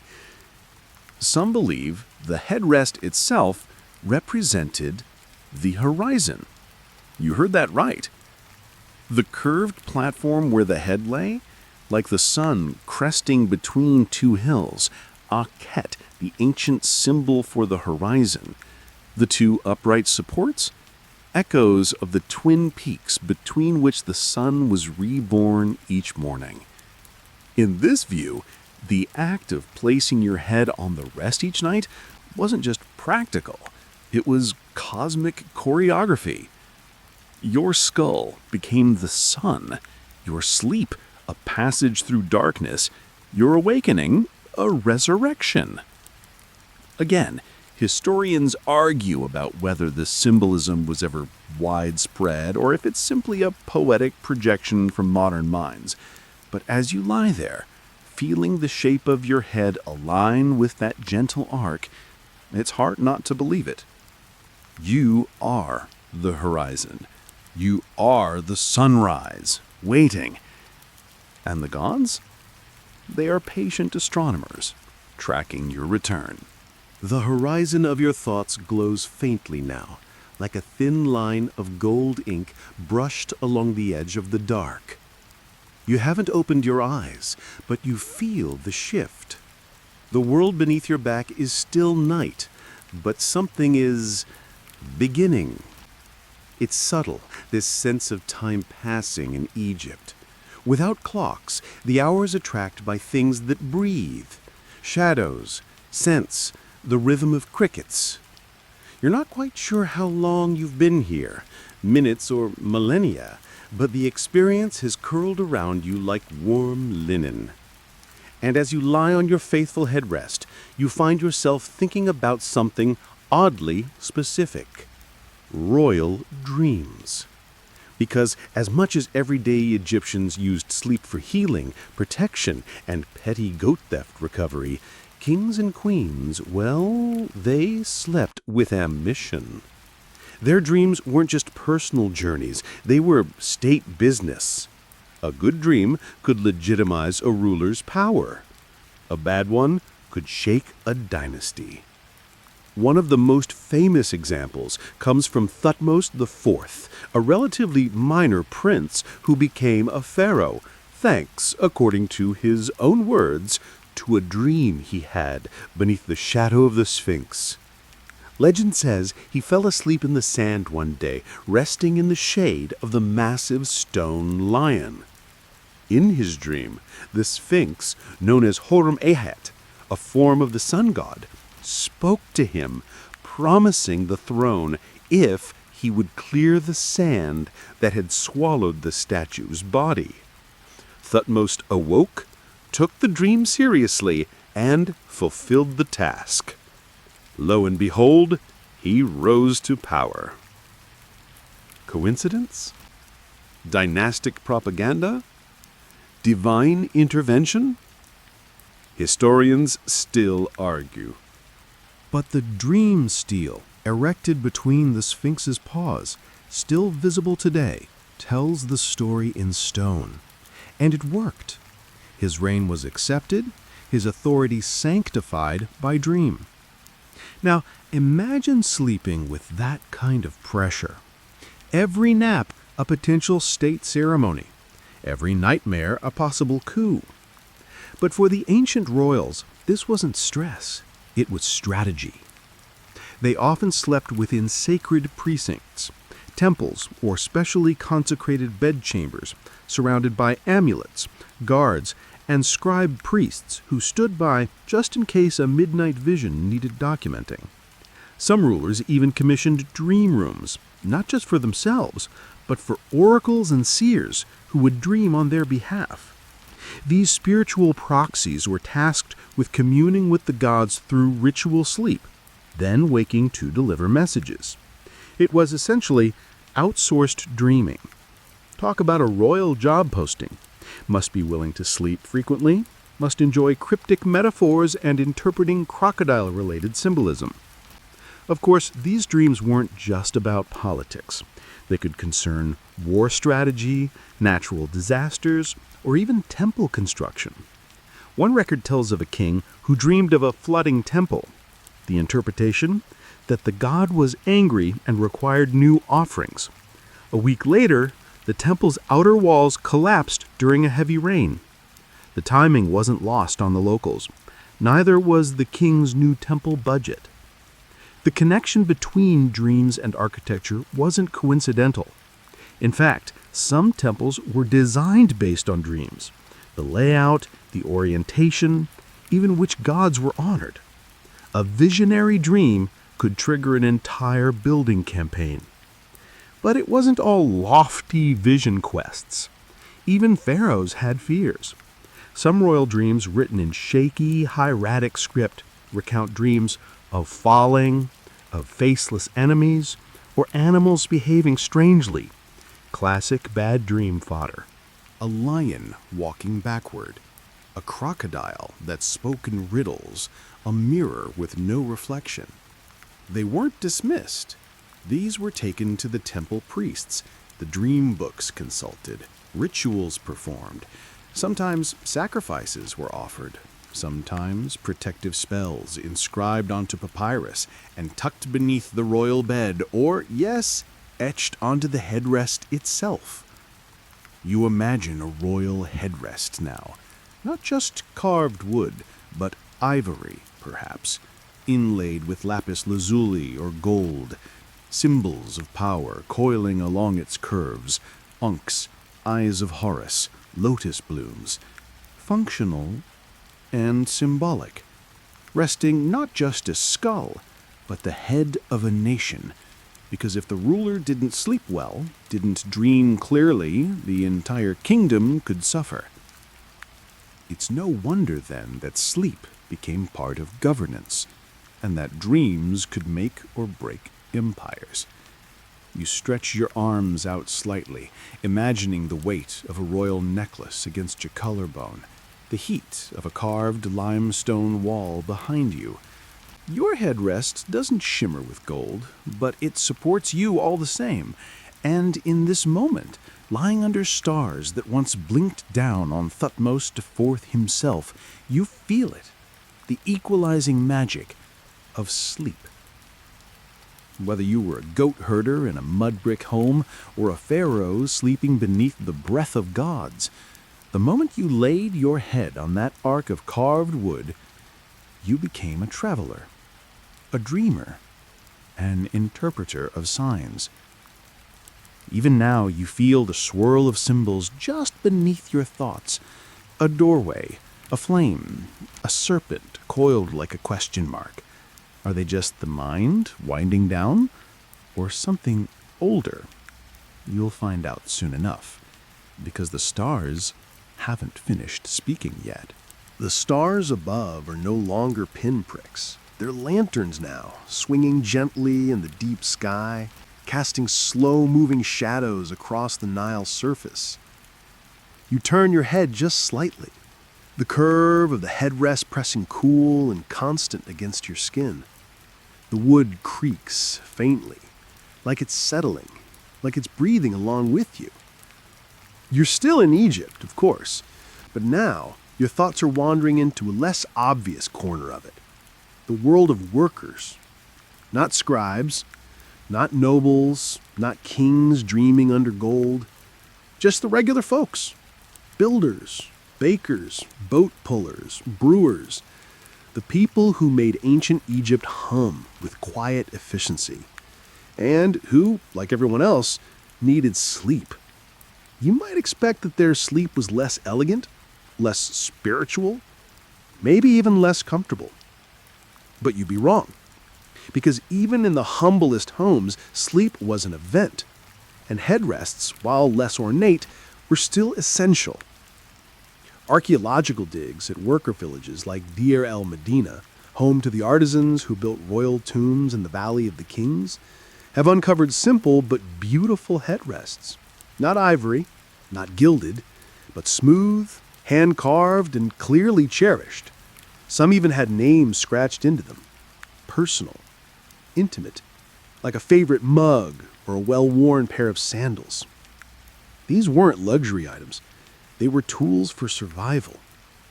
Imagine laboring in the brutal sun all day, chiseling limestone, mixing pigments, hauling stone, measuring walls with nothing but string and judgment. At the end of that shift, you needed rest, real rest, the kind that soothed sore backs and settled busy minds. And so the headrest became a bridge. Not just between day and night, but between exhaustion and renewal. It lifted your head, yes, to keep cool air flowing, to discourage pests, and to ease neck tension, but it also lifted your spirit, however briefly, into alignment with the stars. Some even called the headrest the ladder of the soul. Because when your body was too tired to climb anything else, your headrest still helped you ascend into dreams, into recovery, into something a little less broken. And it wasn't only about function. Workers, just like the royals, practiced ritualized sleep. Maybe not with full temple rites or dream scribes on standby, but in simpler, beautifully human ways. They whispered small prayers before lying down. They placed protective charms at the threshold of their sleeping spaces. They told each other dreams at breakfast, between bites of flatbread and sips of beer. Dreams of family members returning. dreams of strange animals, dreams of boats that floated above the sand instead of on water. These weren't shrugged off. They were shared, laughed at, pondered over, sometimes even offered up to the local scribe in case the temple should know. And here's a quirky little truth that rarely makes the museum plaques. Dreams were part of workplace gossip. Oh, Senmit says he dreamt the foreman turned into a crocodile and demanded twice the rations. Maybe the gods are hinting we deserve a raise. Or Nefer's been dreaming of scorpions again. She probably needs to wear her amulet tighter. These casual exchanges tell you something important. Belief wasn't confined to shrines. It was woven into daily life as casually and completely as linen into a tunic. Even their modest headrests show it. Some had scratched on protective symbols, crudely drawn ankhs or wenjot eyes. One fragment of a particularly worn rest bore a carved inscription reading, "Sleep well, wake strong, forget sorrow." It wasn't fancy, but it was everything. Even children had their own smaller headrests, shaped to their size, because starting young meant more than physical comfort. It was spiritual orientation, a way of saying, this is how we sleep and how we stay whole. And cats, as always, were part of the equation. The worker's cat may not have worn a beaded collar or lounged in temple courts, but it was just as sacred. It watched over the doorway, it chased off vermin, it curled next to your mat with the casual authority of a goddess. You picture a stonemason, scarred and sun-darkened, gently nudging his cat aside so he can rest his head just right. The animal settles beside him again, purring like a charm. And you wonder, was the love between humans and cats, even then, laced with mystery? Or did they know exactly what they had? Because nothing says we understand sleep quite like letting a cat guard your dreams. And in Deir el-Medina, there is another important detail. Dreams mattered in design. Some tombs built by these workers include scenes not just of gods and offerings, but of sleep itself. Bodies lined peacefully, stars above, headrests rendered carefully in paint were carved into stone. One tomb even shows the deceased resting with his cat beside him, both curled under a flowering tree. A forever nap. Not bad, honestly. You stretch slightly, as if mimicking that eternal pose. The sand beneath you feels soft, the air is still. You don't need gold to feel wealthy, not when the night is this kind. And somewhere in the back of your mind, a small prayer rises, not recited, just felt. Let my sleep be as simple as theirs. Let it restore. Let it remind. You don't need to be a pharaoh to deserve sacred rest. You just need a headrest, a cat, and a little room to dream. The hush of midnight in ancient Egypt is not the absence of sound. It's a different language, one spoken in the creak of wooden boats tied to the riverbank, the rhythmic brush of reeds in the current, and the low murmur of sleep breath shared between humans and animals alike.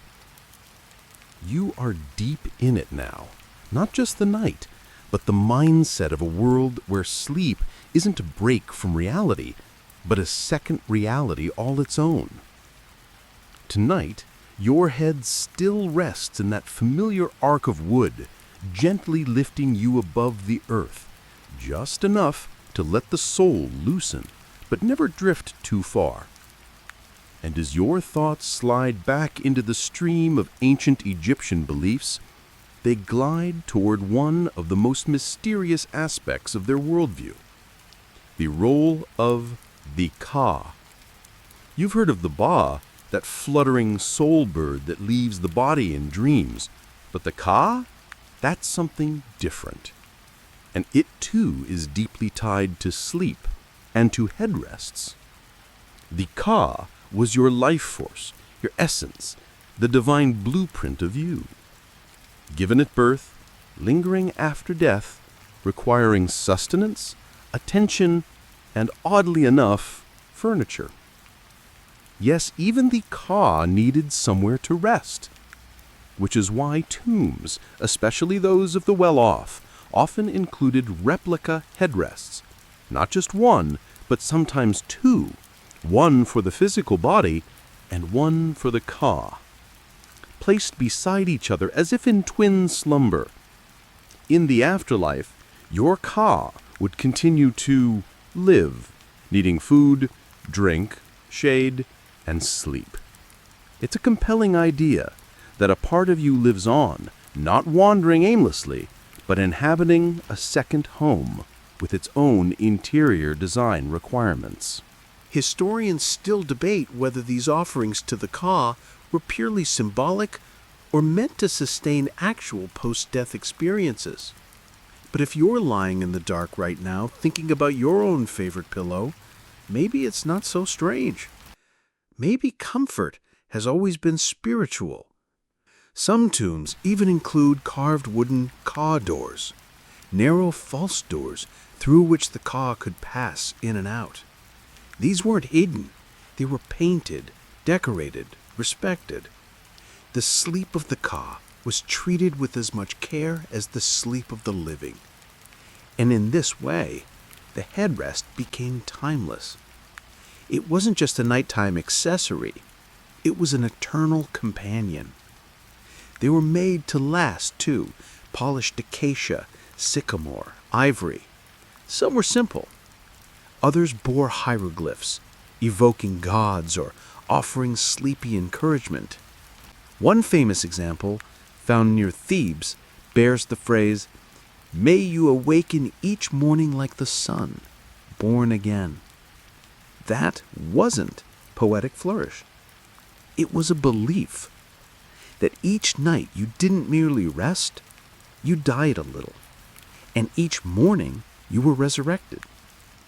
Your headrest was your raft across that quiet river, the curved horizon upon which your spirit set sail, trusting it would return. But what happened if it didn't? That's where things got complicated, because sleep was also the space where bad spirits could enter.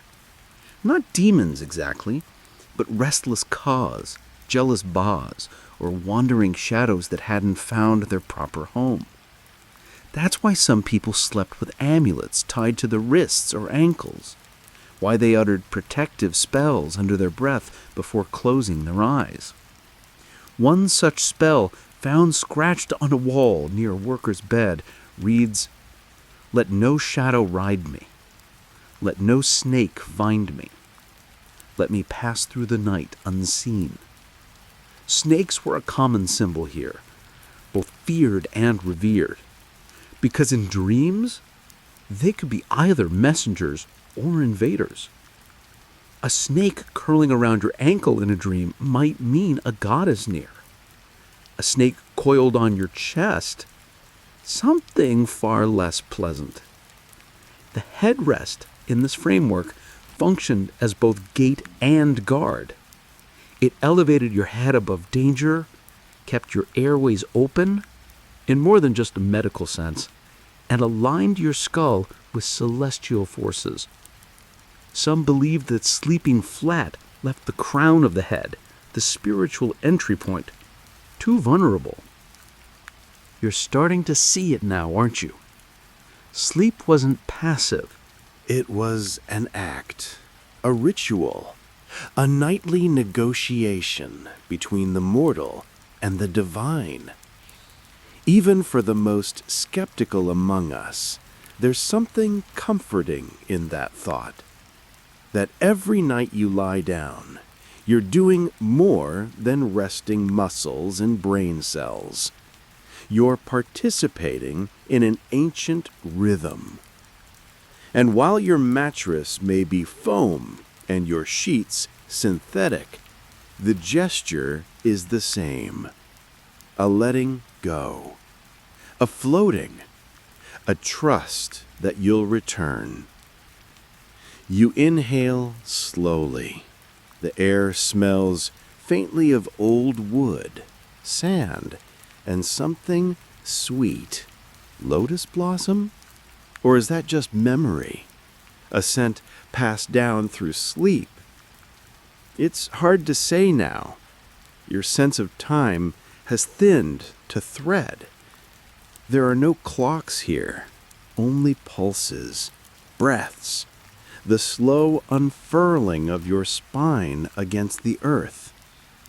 You shift slightly, the headrest holds firm. You're safe.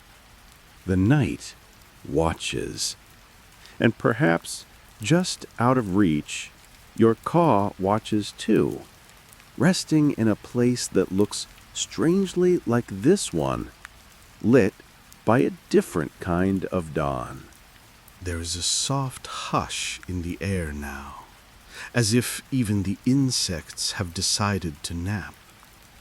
Your body, nestled between silence and starlight, floats in that weightless space where dreams breathe more freely than thoughts. And with your head gently lifted on its curved cradle, you begin to drift deeper, not just into sleep, but into memory not your own.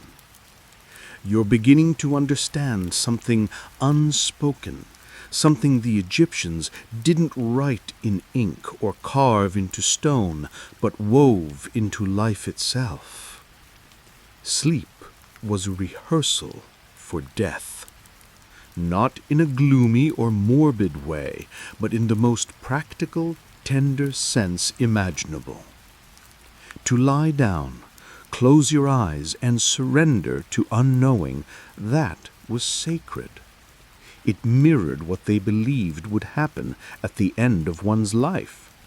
And the headrest, that became both symbol and tool in this nightly practice of surrender. In fact, some funerary texts explicitly refer to the headrest as the thing which raises the head of the deceased. In other words, even in death, the soul needed lifting. And so, in many tombs, you'll find not just one headrest, but an entire procession of them, carved into walls, included in grave goods, mentioned in spells, positioned beneath mummy wrappings, even when it made little practical sense. Because it wasn't about the neck anymore. It was about positioning the soul. It's believed the head had to be elevated so the deceased could rise at dawn just like Ra, reborn with the morning sun. The arc of the headrest mirrored the horizon. Sleeping with it was symbolic of readiness, readiness to rise, to journey, to greet eternity with posture and poise. Some even called it the riser of the head of the justified. What a phrase! It makes you think of someone slowly waking in a shaft of golden light, a cat stretching beside them, and the very walls of the tomb humming with stillness. But here's the part that slips into the fringe, one of those details historians raise their eyebrows at, but secretly find thrilling. There's evidence that some Egyptians believed they would literally wake up in the afterlife using the same headrest they used in life. Not a replica, the same one. Which meant your headrest wasn't just a bed accessory. It was a passport, a continuity device, a trusted object you could take with you through the veil. Like tucking your favorite pillow into your burial linens and saying, "See you on the other side!" And to ensure it worked, protective texts were sometimes inscribed directly onto the surface. One such spell, found on a Theban headrest, reads, "May your head be raised, may your enemies fall beneath you, may you awaken among the blessed." Simple. Certain. You can picture someone saying those words as they tucked the headrest under a linen-wrapped skull, a gesture filled with care, not just mourning, but hope. And you wonder, what would your sleep look like if you thought of it that way? Not as escape, not as necessity, but as preparation, a practice of letting go, a sacred reset.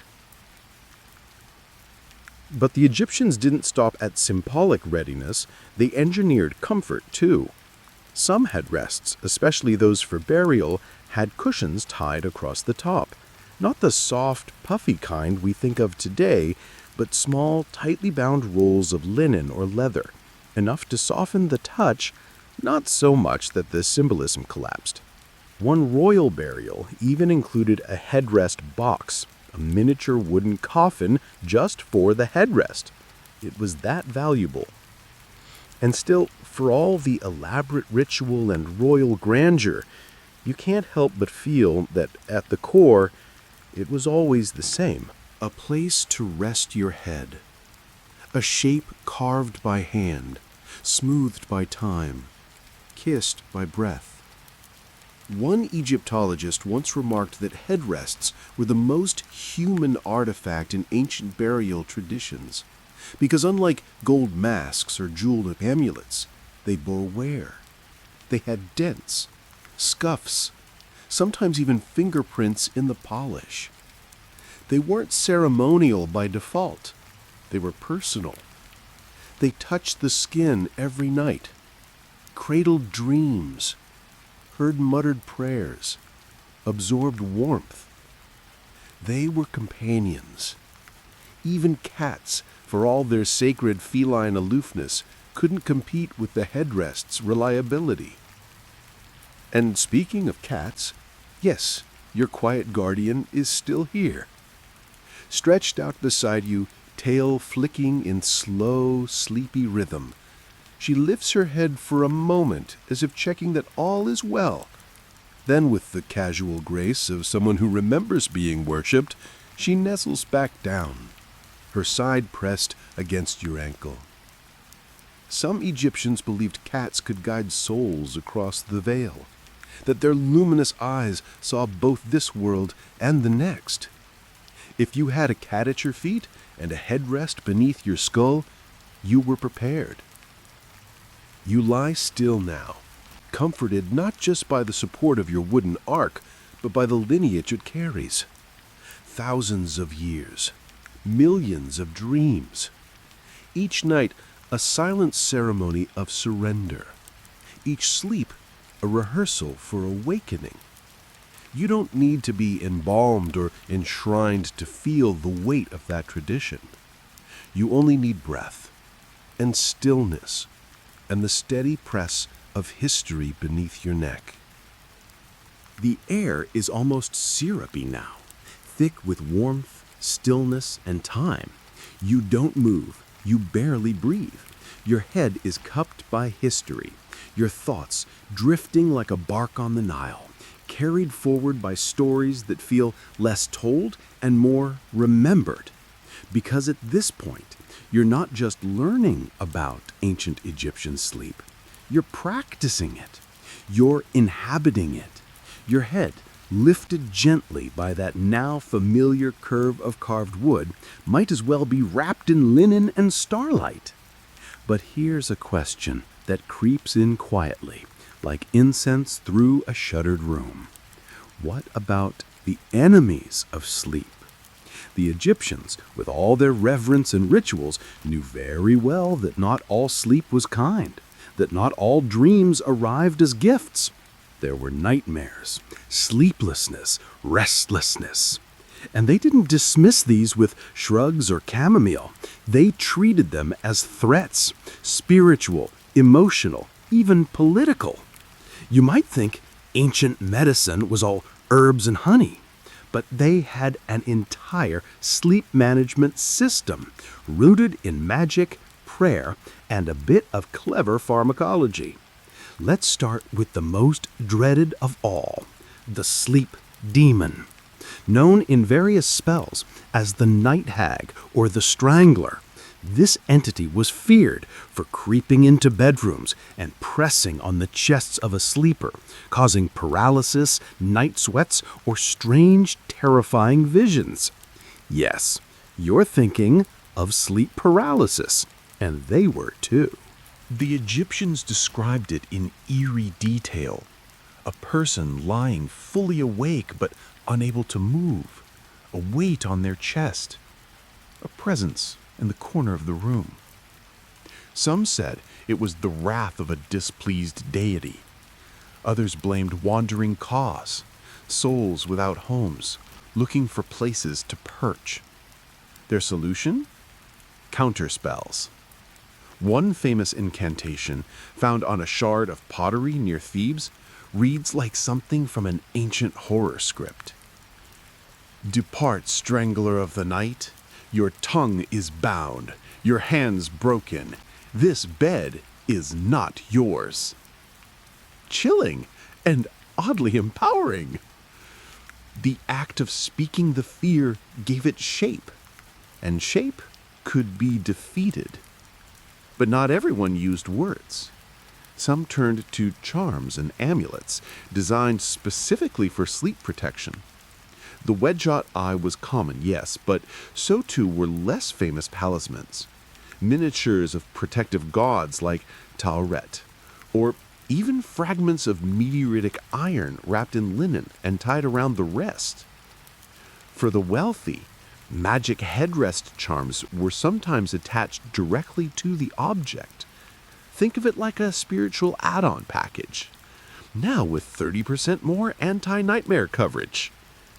Some even placed tiny scarabs beneath the curve of the rest, believing the beetle's symbol of transformation could carry them safely through dream death and back into waking. But if spells and charms weren't enough, they turned to natural remedies. Records from temple libraries and physicians' papyri mentioned concoctions meant to induce sleep or chase nightmares. One recipe involved crushed poppy seed, warmed honey, and a dash of fermented fig wine. Essentially, a very ancient nightcap. Another included blue lotus, mashed into a paste and applied to the temples. And yes, they knew it made you drowsy. Blue lotus, sacred in art and ritual, also contained psychoactive alkaloids. Consumed in tea or soaked in wine, it was both an offering to the gods and a key to dreamier dreams. Some even believed it allowed the ba to fly more freely. Imagine that, sipping a cup of ceremonial lotus tea, lying back on your smoothed wooden headrest, a cat purring beside you, and simply waiting to lift. Still, not everyone could afford such luxuries, so for most, protection came down to routine. Sleep hygiene, ancient Egypt style. A clean mat, a head pointed toward the east, if possible, a whispered blessing before lying down. Some chewed mint or placed dried herbs onto the pillow mat, often myrrh or the more humble juniper berry. And if the nightmares still came, there were dream interpreters. We've mentioned them before, but they weren't just lofty priests. Some were locals, respected women or elders known for reading the dreams of others. You'd visit them after a rough night, describe what you saw, and they'd listen with quiet seriousness. A river overflowing? You've taken on too much. A goat with no shadow? Someone you trust may be lying. You walked into your own home and couldn't find your bed. Your soul is out of alignment. These weren't prescriptions. They were translations, ways to give you back a sense of control. And that's the key.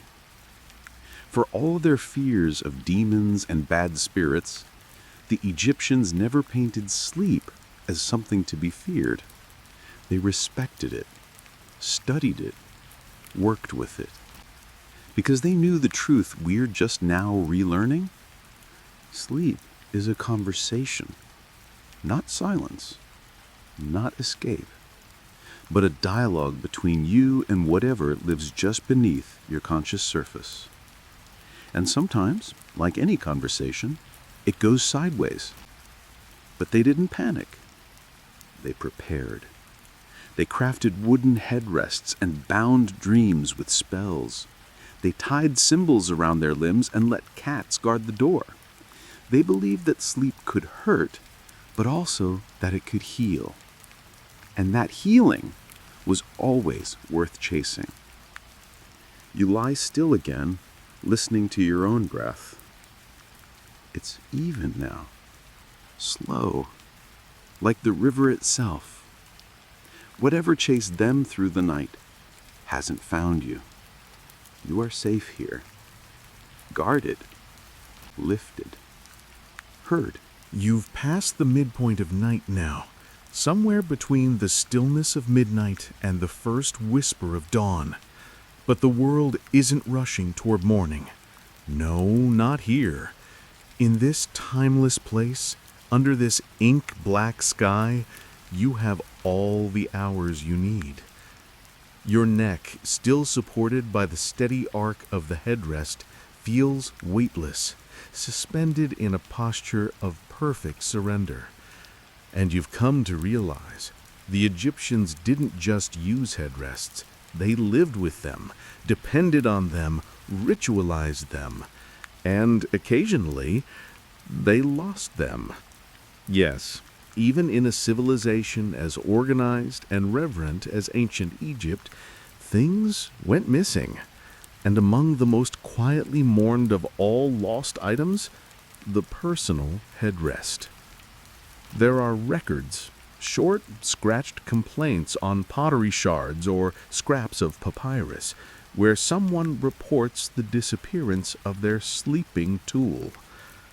My headrest is gone. I cannot sleep properly. It has been taken. Let the gods punish the thief. Without it, I am like a boat with no rudder. Not dramatic, just deeply personal. You know the feeling, don't you? When a favorite pillow goes missing, or when you travel and can't quite find the right sleeping position on a too soft hotel mattress? Now imagine that feeling, wrapped in a cultural framework that says, this object guards your dreams. It carries your soul. It connects you to the afterlife. That's not just inconvenience. That's spiritual imbalance. And so, sometimes, families would pass down headrests as heirlooms. A father's headrest might be carved with his name, then smoothed by a generation of use before being given to his son. Or a mother's curved wooden rest, wrapped in soft linen and buried with her, might be replicated in miniature for her grandchildren's beds. These weren't just bedtime tools. They were legacies. But here's where things get strange, in the kind of fringe way that would make any Egyptologist raise an eyebrow and then scribble notes feverishly. Some tombs contain more than one headrest for a single body. Why? Some believe it was a status symbol. Others say it was backup, just in case one was damaged during the soul's journey. But the more intriguing theory, that they were used in tandem, not for comfort, but for spiritual splitting. That's right. There's a belief floating in the shadowy corners of dream lore that certain rituals involved dividing the self, sending part of the soul one way and another part elsewhere. Each piece needed its own platform, its own orientation, its own gate. So, 2 headrests, 2 paths, 2 destinations. Historians still argue about whether this idea was ever formal doctrine or just esoteric temple practice from fringe mystery cults. But the artifacts are there, matching pairs, sometimes different sizes, different materials, but always placed with care. And if sleep was preparation for death, maybe dual headrests were preparation for something even deeper, a more complex kind of awakening. There's also the mystery of animal headrests. A few rare finds, miniature rests, placed in tombs alongside pets. Mostly cats, of course, but also baboons, ibises, even the occasional beloved dog. These aren't toys. They're beautifully crafted, scaled-down versions of human headrests, sometimes inscribed, sometimes plain. You can't help but smile at the idea. A noble woman lies beneath embroidered linen, her cat curled beside her, each with their own headrest, both of them lifted, both prepared to rise again. And perhaps, in the dreams of the afterlife, they continue their companionship, walking side by side through a reed-filled field, chasing butterflies made of starlight. Because yes, the afterlife had dreams too. Some funerary texts describe it as a place where dreams and reality merged, where the soul could sleep and wake within the field of reeds, just like in life. There you had a home, a garden, a spouse, a cat. You slept, you dreamt, you woke, and the cycle continued. Endless, peaceful, supported by the same symbols that sustained you on earth. And the headrest? It was always there, eternal, unbroken, firm beneath your skull. It makes you think, maybe the Egyptians didn't just value sleep because it helped them rest. Maybe they valued it because it was the one place where the lines blurred, between now and later, between the Nile and the stars, between body and soul. Sleep was the most human thing they could control, and the most divine thing they could glimpse. You shift slightly, not because you're uncomfortable, but because your thoughts are curling again, like incense smoke. You think about your own relationship with sleep, how modern it feels, rushed, scheduled, sometimes neglected, and how, lying here, under imagined desert skies, you wish it were more like theirs. Intentional, honored, full of meaning. So maybe tomorrow night, or the next, you'll take a moment, just a small one, to smooth your pillow, close your eyes, and whisper something old. Not a prayer, just a remembering. Because your sleep is not empty. It is ritual. It is voyage. And your head always deserves a place to rise. There's something quietly noble about lying this still for this long. No phone buzzing, no email pings, no neighbors moving furniture at 11 p.m.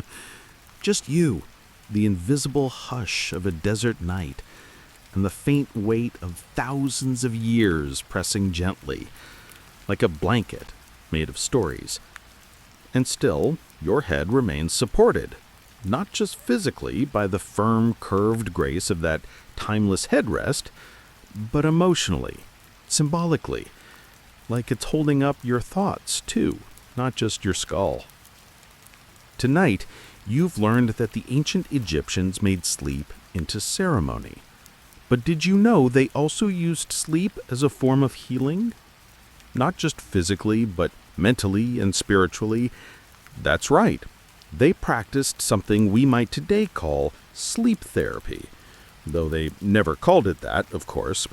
No linen-robed physicians were handing out prescriptions that read 8 hours and a nap.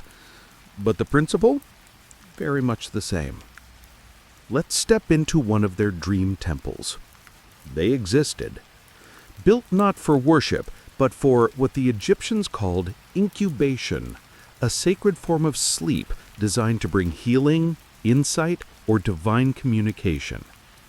Patients would travel, sometimes from miles away, to stay in these specially prepared sanctuaries.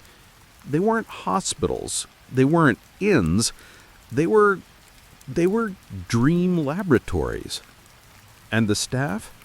Priests trained in medicine, magic, and sleep ritual. Imagine a team of white-robed figures murmuring protective spells, applying ointments made from blue lotus or honey, lighting slow-burning resins while a patient reclines on a woven mat. Or, more often than not, on a wooden headrest. Because yes, even here, the sacred ark of sleep was honored. These dream temples were often associated with gods of healing, Imhotep being the most revered. Originally a mortal vizier, architect, and physician, Imhotep was later deified. The temples built in his honor became centers for the unwell, the anxious, the grief-stricken. They came with questions, and they hoped the answers would come in dreams. Sometimes they did. In fact, there are preserved accounts carved into temple walls of dream healing events. One inscription from Saqqara tells of a man with chronic leg pain who dreamed Imhotep appeared and pressed a glowing hand to the wound. The man awoke pain-free. Another dreamer claimed the goddess Isis whispered the name of a lost herb in her ear. When the priests found it, the woman recovered from what we now think was a persistent fever. Coincidence? Divine placebo? Deeply effective aromatherapy? Historians still argue, but the patients didn't. For them, the results were real. And perhaps most importantly, the ritual mattered. The very act of making space for healing within sleep, of treating it as a legitimate medicine, created room for restoration. And how elegant is that?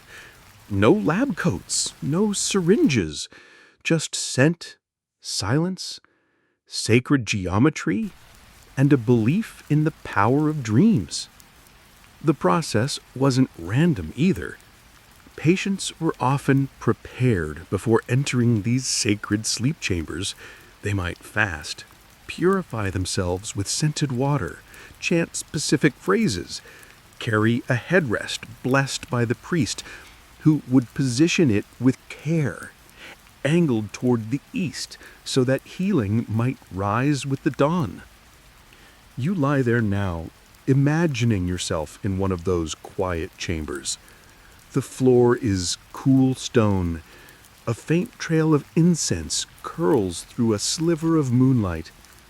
And your headrest, simple, familiar, feels heavier tonight. Not with discomfort, but with meaning. This is not just where your neck rests. This is where your answers arrive. It makes sense, doesn't it? You've had nights like that, when sleep gives you something waking life could not. A sense of peace, a new perspective, a sudden understanding of something that's been gnawing at the edges of your awareness. The Egyptians knew those nights too. They wrote about them in spells, in poems, in letters to the dead. One man wrote to his deceased wife, "I dreamt of you again. You laughed by the lotus pool. You wore your wedding crown. I woke with tears. Thank you." Another, inscribed on a crumbling papyrus, described dreaming of a friend who had passed years before, only to receive advice on a trade deal that proved unexpectedly profitable. We tend to dismiss these things as coincidence. They didn't. They believed that in dreams, the soul is loosed just enough to visit, to heal, to retrieve what's needed. And the headrest, it made that possible. Not because it was magic in itself, but because it symbolized readiness. You don't chase dreams in Egypt. You invite them. You build a clean space, align your body with the stars, lift your head slightly from the earth, and open yourself to what might come. And here's the strange thing, it often did. So tonight, whether you're dreaming of ancient gods, or tomorrow's to-do list, or nothing at all, know this. You're part of a long tradition. You sleep not just to rest, but to return, to heal, to remember. And your head, quietly supported by history's simplest invention, is just where it needs to be. You're sinking now, not just into sleep, but into something deeper, more ancient. The kind of quiet where even your heartbeat seems to slow, sinking to rhythms carved into the very bones of the Nile. Your neck remains gently arched on the headrest, just as it might have been in a linen-walled room in Memphis or Thebes thousands of years ago. And the longer you lie here, the more this object, this curved crescent of wood, feels less like furniture and more like a key. Tonight, we unlock another door. What did it mean to sleep well in ancient Egypt? Today, we measure good sleep in hours, 7, 8, 9 if we're lucky. We track REM cycles, we wear smartwatches, we brag about sleep hygiene, blackout curtains, magnesium gummies. But the Egyptians had their own metrics. They didn't count hours, they counted dreams, omens, the way they felt upon waking. A good night wasn't measured in minutes, but in how connected you were to your gods, your ancestors, your own breath. If you woke feeling centered, with no strange dreams, no unexplained aches, no lingering heaviness in the soul, you'd slept well. And the headrest helped. Not because it guaranteed pleasant dreams, this wasn't a sleep number bed, but because it positioned you properly. In their minds, sleep posture mattered just as much as ritual. Head elevated, body aligned, face tilted slightly to the east if possible, to the sunrise, the symbol of renewal. And they believed, quite literally, that the way you slept affected your spiritual condition. A crooked position, troubled thoughts. A head too low, vulnerable to dark spirits. Sleeping face down, a symbolic turn away from the gods. They didn't obsess over it, but they noticed. And when someone had consistent nightmares or woke up fatigued, one of the first things they checked wasn't the food or the weather, it was the headrest. Was it cracked, unbalanced, made of the wrong material? Was it missing a charm? A priest or healer might rub oil into the wood, recite a rebalancing spell, or even suggest switching headrests with another family member just for a few nights. Kind of like borrowing someone else's lucky pillow. And yes, they had lucky headrests. Passed down, whispered over, smoothed by generations of worry and comfort. There's a record of a headrest owned by 4 generations of potters in Abydos. Each had etched their name onto its base. One added a tiny wedgeot eye. Another smeared beeswax across the top for softness. The last carved a phrase, "I do not fall." 4 words, that's all. But you understand what it means. It's a statement of trust in the object, in sleep, in the night itself. Because to fall in sleep for the Egyptians was not just to lose consciousness. It was to risk descent into a shadow realm, a realm of uncertainty, so you lifted your head just enough to say, "I'm here. I know the way back."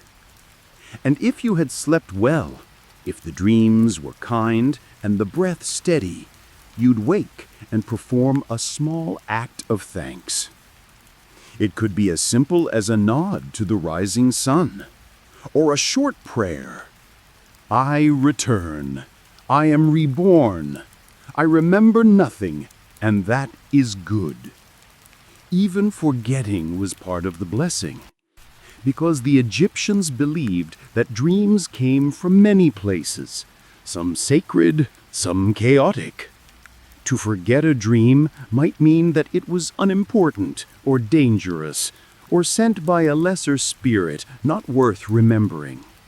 So waking with peace was often valued more than waking with answers. And this is where cats reappear. You knew they would. Cats were not just nocturnal companions, they were dream guardians. If your cat stayed beside you through the night, it was seen as a good omen. If it left and didn't return until morning, a sign you'd traveled far in your dreams, possibly too far. There are little household notes left by mothers and grandmothers reminding children to tie the cord on the cat's leg lightly so it wouldn't wander, not to restrain the cat, but to encourage it to stay nearby, to be your anchor. You imagine that now. Your own imaginary temple cat curled beside your mat, one soft paw resting against your ankle, like a tether to the world of the waking. You've slept well tonight. You can feel it in your bones, even though you haven't quite left the story. You can feel it in your spine, your shoulders, the muscles of your face. Because maybe sleep isn't measured in dreams at all. Maybe it's measured in how safe you feel, in how gently your head is held. And yours? Tonight, it's cradled like royalty. The hours deepen. The air around you feels not just still, but sacred, as if silence itself has taken on texture, soft as lemon, steady as breath. You remain in your place, head suspended by that familiar arc of carved wood, weightless and grounded all at once. It's strange, isn't it? You began this night curious about a quirky old sleeping device, and now here you are, lying in an invisible temple between time and sleep, whispering goodnight to the gods of antiquity. Let's stay here just a bit longer. Tonight we turn toward a quieter but equally fascinating part of the story: children's sleep. If adults had rituals, children had miniature versions of them, gentler, adapted, but deeply rooted in the same beliefs. In fact, some of the oldest surviving headrests in Egypt are child-sized, often found in family tombs carefully placed beside tiny linen wrappings. Made of the same materials, wood, ivory, even stone, but scaled down, sometimes decorated with carved animals or painted protective symbols, these little ark cradles were more than cute accessories. They were symbols of initiation. You weren't too young to learn the ways of sleep or to dream. Egyptian children were believed to be closer to the divine, their souls not yet weighed down by earthly distractions, and so their dreams were often treated as more prophetic than those of adults. If a child spoke of a strange dream, it was not dismissed. It was interpreted. A blue bird flew into my room and sat on my chest. I opened a door, and there was a river made of stars. I couldn't find my cat, but the moon followed me home. These were not bedtime stories. They were omens, messages, clues. Parents would visit a wise woman, a priest, or a temple scribe to relay the dream and seek interpretation. And if the dream seemed significant, the child's sleeping space might be adjusted. Headrest blessed, charms added, sleeping orientation shifted. One particularly sweet discovery. Archaeologists found a tiny wooden headrest beside a child mummy, its curve wrapped in soft linen with a toy cat figurine nestled next to it. Not grand, not gold, just love, carved into form. You can almost see the parent placing it gently, whispering something like, "May you find your way through the fields of sleep." And if the child was still living, they likely had their own small bed or a sleeping mat alongside their family. The headrest served not just to elevate, but to teach. It was a tactile lesson in posture, in ritual, in readiness. Even lullabies carried echoes of cosmic order. A mother might hum, "The sky is a blanket, the moon a lamp. Your dreams ride boats on Ra's great river. Close your eyes, child of light, the cat will keep watch." Can you feel the hush of that melody? Even now, it hums in the walls of sleep. Of course, not every family had the luxury of carved headrests. Many used makeshift rests, rolled cloth, folded reeds, even small baskets turned sideways and padded with scrap linen. But even then, the shape was honored, always that gentle crescent, that quiet lift from earth to sky. And when a child was sick, the headrest sometimes became part of the healing. A small charm might be tied beneath the curve, the child's name painted onto the wood in ochre, or a cat, yes, always a cat, might be encouraged to sleep nearby, sometimes even fed a little extra to ensure it stayed close. Because if the child dreamed poorly, it wasn't just a sleep problem. It was a spiritual imbalance. Nightmares were sometimes blamed on jealous spirits, especially in children who were seen as more susceptible. To counter them, families used apotropaic wands, curved ivory, or wooden rods carved with protective deities. These were sometimes tucked into bedding or placed near the child's rest. One wand reads, "All who crawl, all who sting, stay from this bed." Another simply, "She is mine, leave her dreams alone." Simple, protective, fierce. The same way any parent might feel today, watching their child drift into sleep. So much of ancient Egyptian sleep, you come to see, was not about escape from the world, but participation in it. Even children, especially children, were part of that cycle. They were expected to dream, to wake and tell their stories, to grow into adults who respected sleep not as an inconvenience, but as a cosmic rhythm. And what of their dreams? We can only imagine. But we do know they mattered. Which makes you wonder, when did we stop asking children about their dreams? When did we stop listening? Maybe tomorrow you will. Maybe tonight, if you dream of blue birds and rivers made of stars, you'll write it down. Whisper it into the air. Let it live for someone else to hear. Just like those ancient lullabies, those soft chants, those tiny headrests, now cradled forever in stone. You lie still again, not just restful, but remembered. The hours are featherlight now, suspended somewhere between sleep and dawn, between breath and memory. You're barely moving, barely even thinking, yet fully present.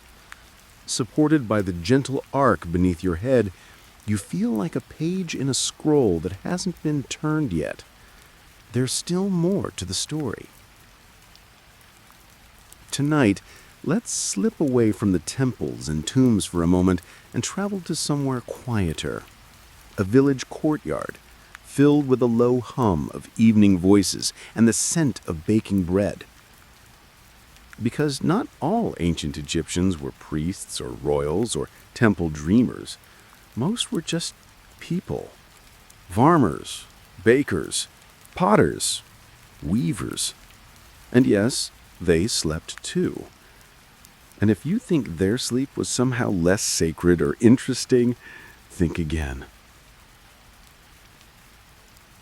Every home in ancient Egypt had some kind of sleeping arrangement. Some shared mats, some rolled out straw pallets, some had raised sleeping platforms made from mud brick or woven reeds. But even in the most modest homes, the orientation of sleep still mattered. Beds often faced east, just like in tombs. The rising sun was more than just a light source. It was Ra, reborn. To sleep with your head facing east was to align your own rhythm with the divine clock. You weren't just waking up, you were rising with the gods. And if your head was cradled by a wooden rest, even better. Though not everyone could afford one, headrests were still common in working-class homes, often carved by a family member, passed from one generation to the next, sometimes marked with scratches or informal charms. One such charm? A series of 4 dots carved along the base. Historians still debate their meaning. A counting system, a family code, a symbol for protection? No one agrees, but they appear often and always near where the neck would rest. Maybe they were like your childhood security blanket, a little something extra, just for comfort. In these homes, sleep wasn't lonely. Whole families might share a room, especially during cold months. Parents, children, even a goat or two tucked in nearby. A headrest might be handed from one person to another depending on need. Elders got first choice. Cats got free rein, obviously. And when someone had a particularly vivid dream, it was shared with breakfast. I dreamt the fig tree spoke to me. I dreamt I was on the river, but couldn't see my reflection. I dreamt of Father again. He told me to plant early this year. No dream was dismissed. They weren't always interpreted by priests or brought to temples.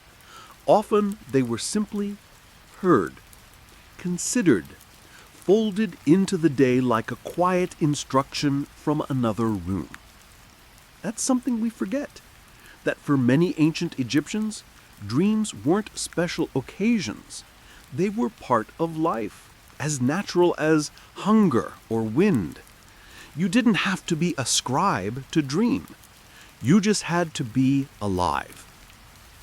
And perhaps more importantly, you had to remember. So in these modest homes, people developed little tricks to help keep hold of their dreams. Some kept a small bowl of water beside the bed, thinking the still surface would reflect any dreams trying to slip away. Others used scent, placing crushed herbs or perfumed oil on their pillow or under the headrest to anchor memory through smell. Blue lotus, cinnamon, coriander.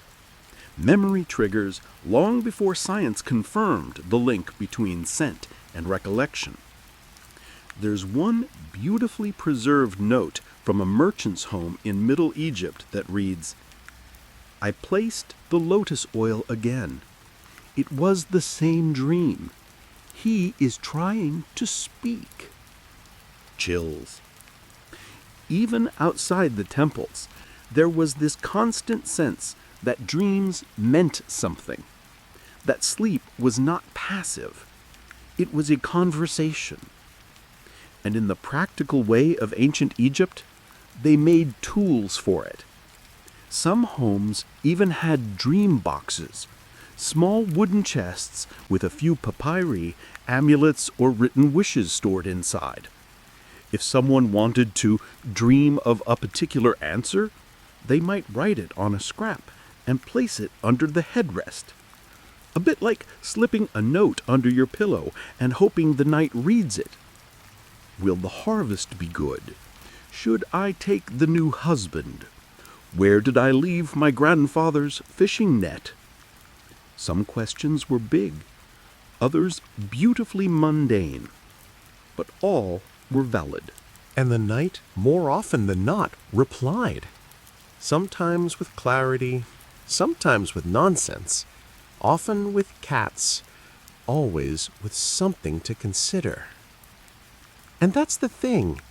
You've been lying here for hours now, listening, remembering, pressing your body to stillness.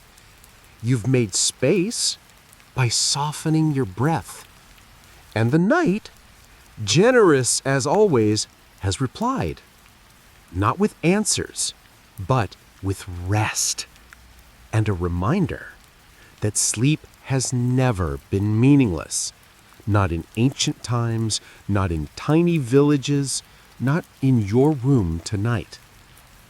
The ark beneath your head is more than support. It is invitation. To dream. To listen. To be heard. The edges of night are thinning now, softening like ink in water, but you haven't crossed into morning yet. You're in that suspended moment just before the sky changes color, when the world holds its breath, and dreams are still more real than daylight. And you, still perfectly still, head gently arched on that ancient curve, as if you've always slept this way. Tonight's final mystery? What happened when sleep refused to come? Because for all their rituals and reverence, ancient Egyptians weren't immune to the same restlessness that keeps you staring at the ceiling some nights. They got insomnia too. They just had very different ways of dealing with it. And first among them, magic. Not in the storybook, wand-waving sense, but in the very real blend of prayer, herbcraft, and intention that shaped daily Egyptian life. If you couldn't sleep, the solution began with identifying why. Was your mind too active?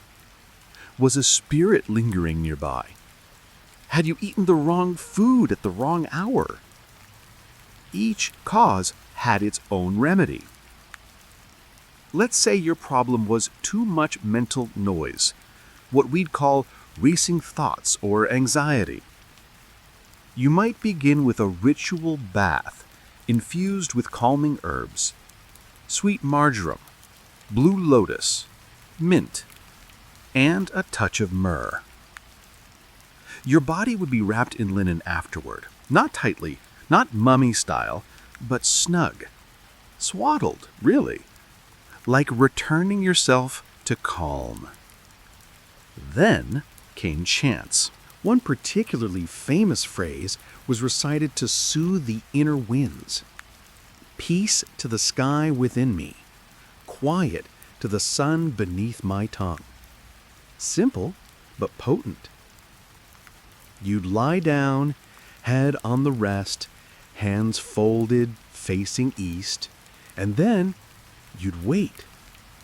And if the mind still whirred, you might ask a priest or a family elder to prepare a sleep spell. Some of these were recited aloud by someone else, usually just outside the sleeping chamber.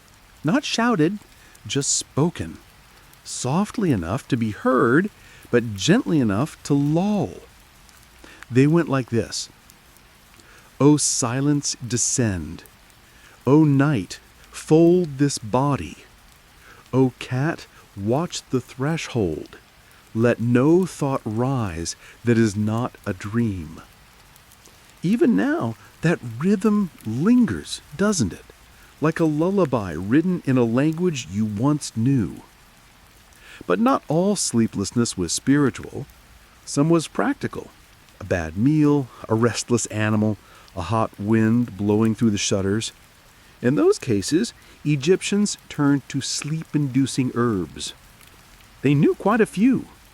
Mandrake was used sparingly, ground, soaked in wine, and sipped before bed. Too much, and your dreams turned wild. Lettuce, yes, lettuce, was considered a mild sedative, eaten raw in the evening or left under the bed in a bowl of cool water.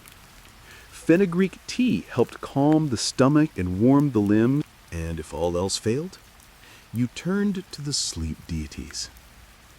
There wasn't one official god of sleep in Egypt like the Greeks had Hypnos, but several deities were invoked for restful nights.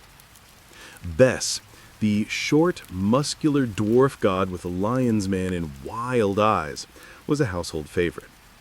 Fierce-looking but kind, Bes protected sleepers, especially children and pregnant women, from evil spirits. His carved image was kept near beds, and it was said that if you couldn't sleep, whispering to Bes would make him dance outside your dreams until you could. Thoth, the ibis-headed god of wisdom, was sometimes asked to write your dreams for you before you even fell asleep, as if he could pre-script your night to ensure calmness. And, of course, Bastet, cat goddess, moon's companion, gentle and sharp in equal measure. Those who loved her often slept with small amulets beneath their headrests, inscribed with a prayer. Let your eyes find mine as I sleep. Let no shadow pass my door. You don't need a statue or incense to understand the feeling behind those words. You've felt it before, haven't you? That craving for stillness, for safety, for the mind to just hush. They did too. Insomnia wasn't failure. It was a signal. And the Egyptians responded not with frustration, but with ritual. Because sleep wasn't just rest. It was renewal. A broken night was like a broken offering. It needed mending. Sometimes they'd switch headrests, believing one might carry better luck. Other times they'd open a window to let the spirit of the Nile drift through. Cool, calming, familiar. And if sleep came at last, no matter how late, they'd honor it.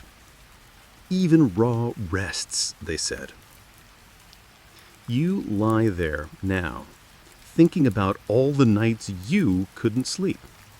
The ones filled with scrolling, hossing, watching the slow crawl of time.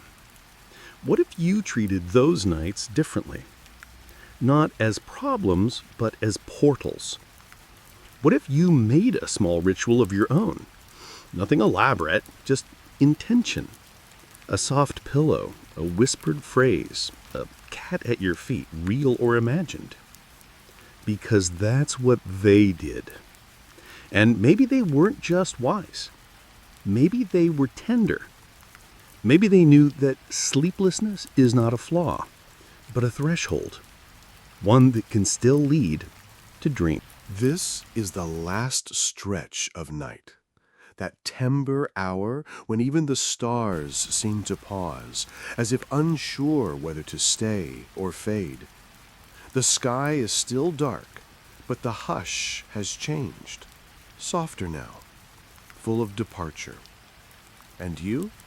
Still here, still supported, still dreaming, though your eyes may be open.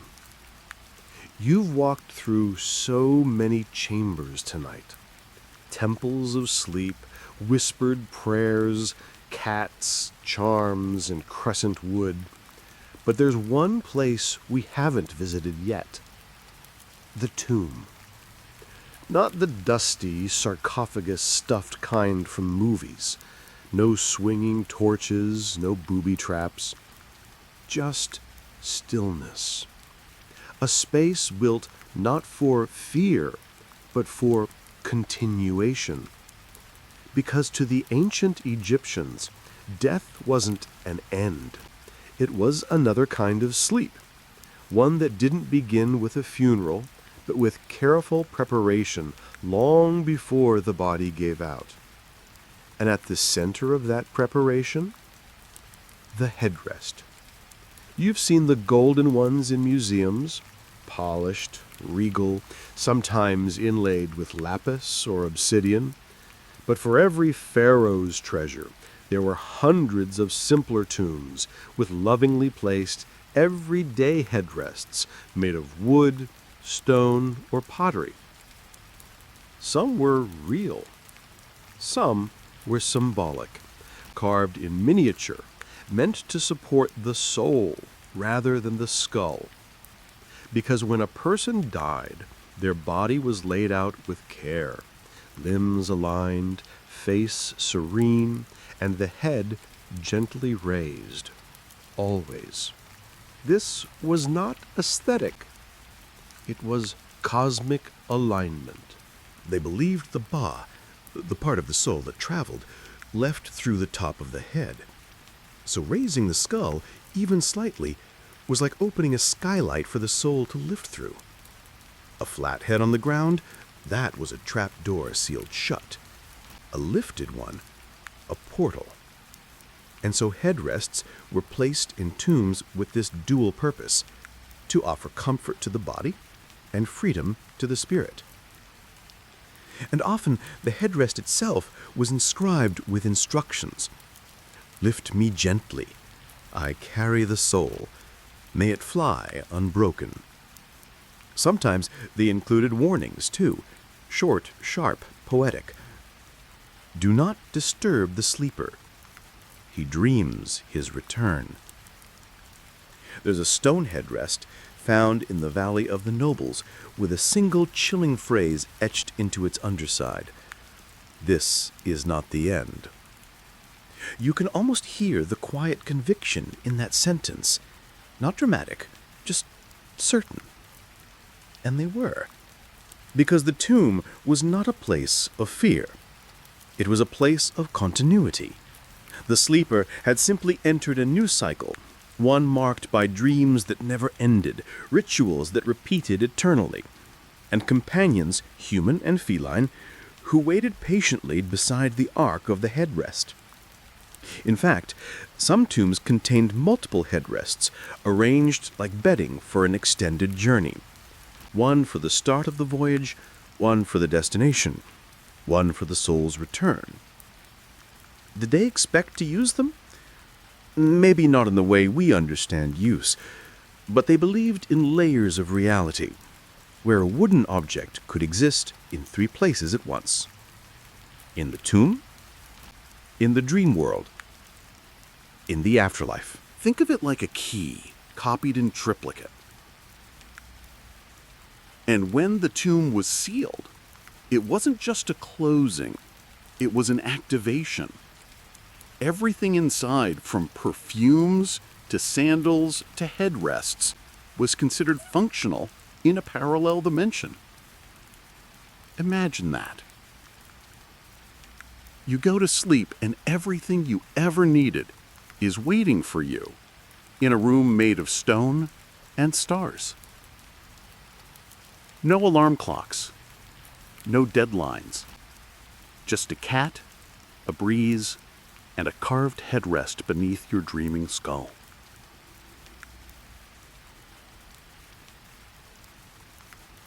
Even the gods respected the tomb sleeper. Texts from the Book of the Dead include passages where deities tiptoe around those who sleep eternally. He is not to be touched. He walks in dreams.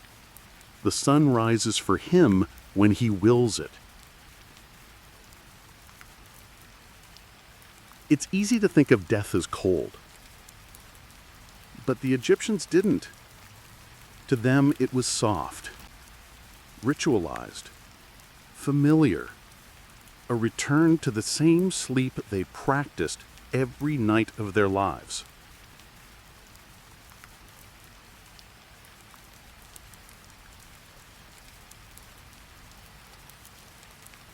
And that's what's so moving, isn't it? That they lived with such intention, so that sleep and death could become interchangeable. Not in a morbid way, in a peaceful way.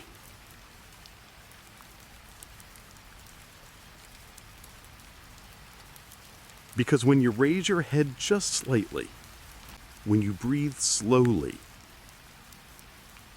when you invite the dream instead of chase it, you're not giving in to darkness. You're saying, I trust this. I trust sleep. I trust return.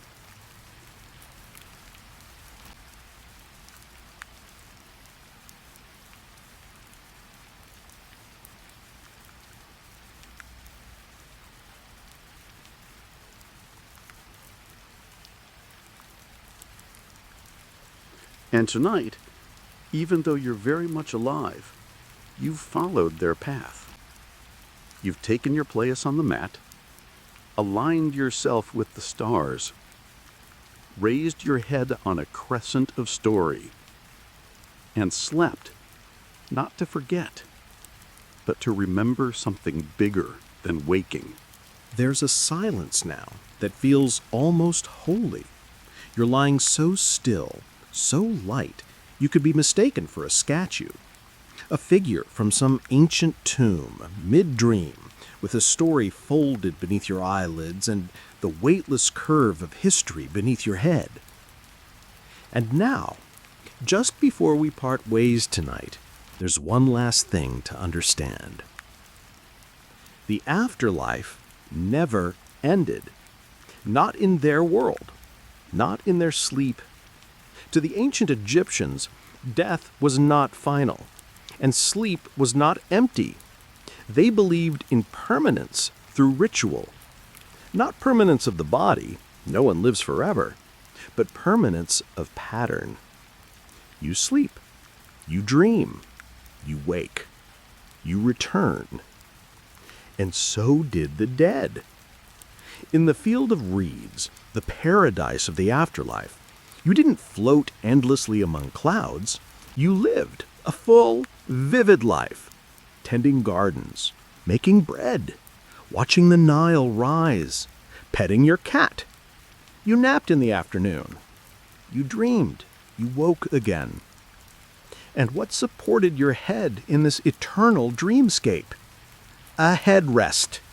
Yes, even in the afterlife. In fact, funerary texts mention it. The Book of the Dead includes a spell titled For the Placing the Head Upon the Headrest. It invokes the protection of the gods, not just for the body, but for the very act of lying down in peace. The spell reads, May my head not be severed from my body. May I rest with the horizon beneath me and the sky above.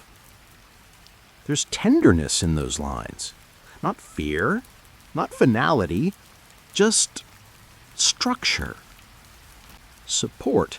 The same support you feel now after all these hours. And it makes you wonder, what would it feel like to live with that kind of rhythm? To move through your days knowing that every night was a return, not a disappearance. That every headrest was a gate. That sleep was sacred. That waking was a blessing, not a burden. You already know the answer. You felt it tonight. You've let yourself drift with them, along the Nile, through the hush of temple corridors, past rows of tombs that glow like stars buried in earth. You've curled beside cats who see things you can't. You've dreamt on wood worn smooth by 1,000 necks before yours, and maybe, just maybe, you've learned something soft and small and important. That the act of sleeping is an ancient inheritance, that rest is a rite. The dreams aren't decorations, they're maps. And headrests, they're the compass that keeps you aligned to something ancient and still. So tonight, when your eyes finally flutter closed, don't worry about tomorrow or what you forgot to do, or who's waiting for what. You're doing exactly what your ancestors did. You're returning. You're remembering. You're sleeping the way they once did, on purpose. So let go. Let your breath slow. Let your weight sink into linen, or memory, or time. The sky will rise, and you will too. And now, we've reached the end of the story, but not the end of the stillness. Let your breath settle. Longer. Slower now. There's nothing left to chase. No facts to collect. Just you, resting in this moment, exactly as you are. You've wandered through golden tombs and humble courtyards. You've watched temple cats stretch beneath moonlight. You've placed your head upon a carved wooden ark and listened as the silence folded around you like cotton. There is no rush. Sleep, in its truest form, cannot be rushed. So let your arms go heavy now. Let the back of your neck soften. Let the last of your thoughts slow down and stretch out. Lazy and content, like a lion basking in morning sun. You are safe here, held by story, cradled by tradition, wrapped in a ritual older than language. There's nothing you need to remember, nothing you need to forget, just breath and stillness. And the steady rhythm of a dream beginning to bloom behind your eyes. You're not falling asleep. You're returning to something sacred.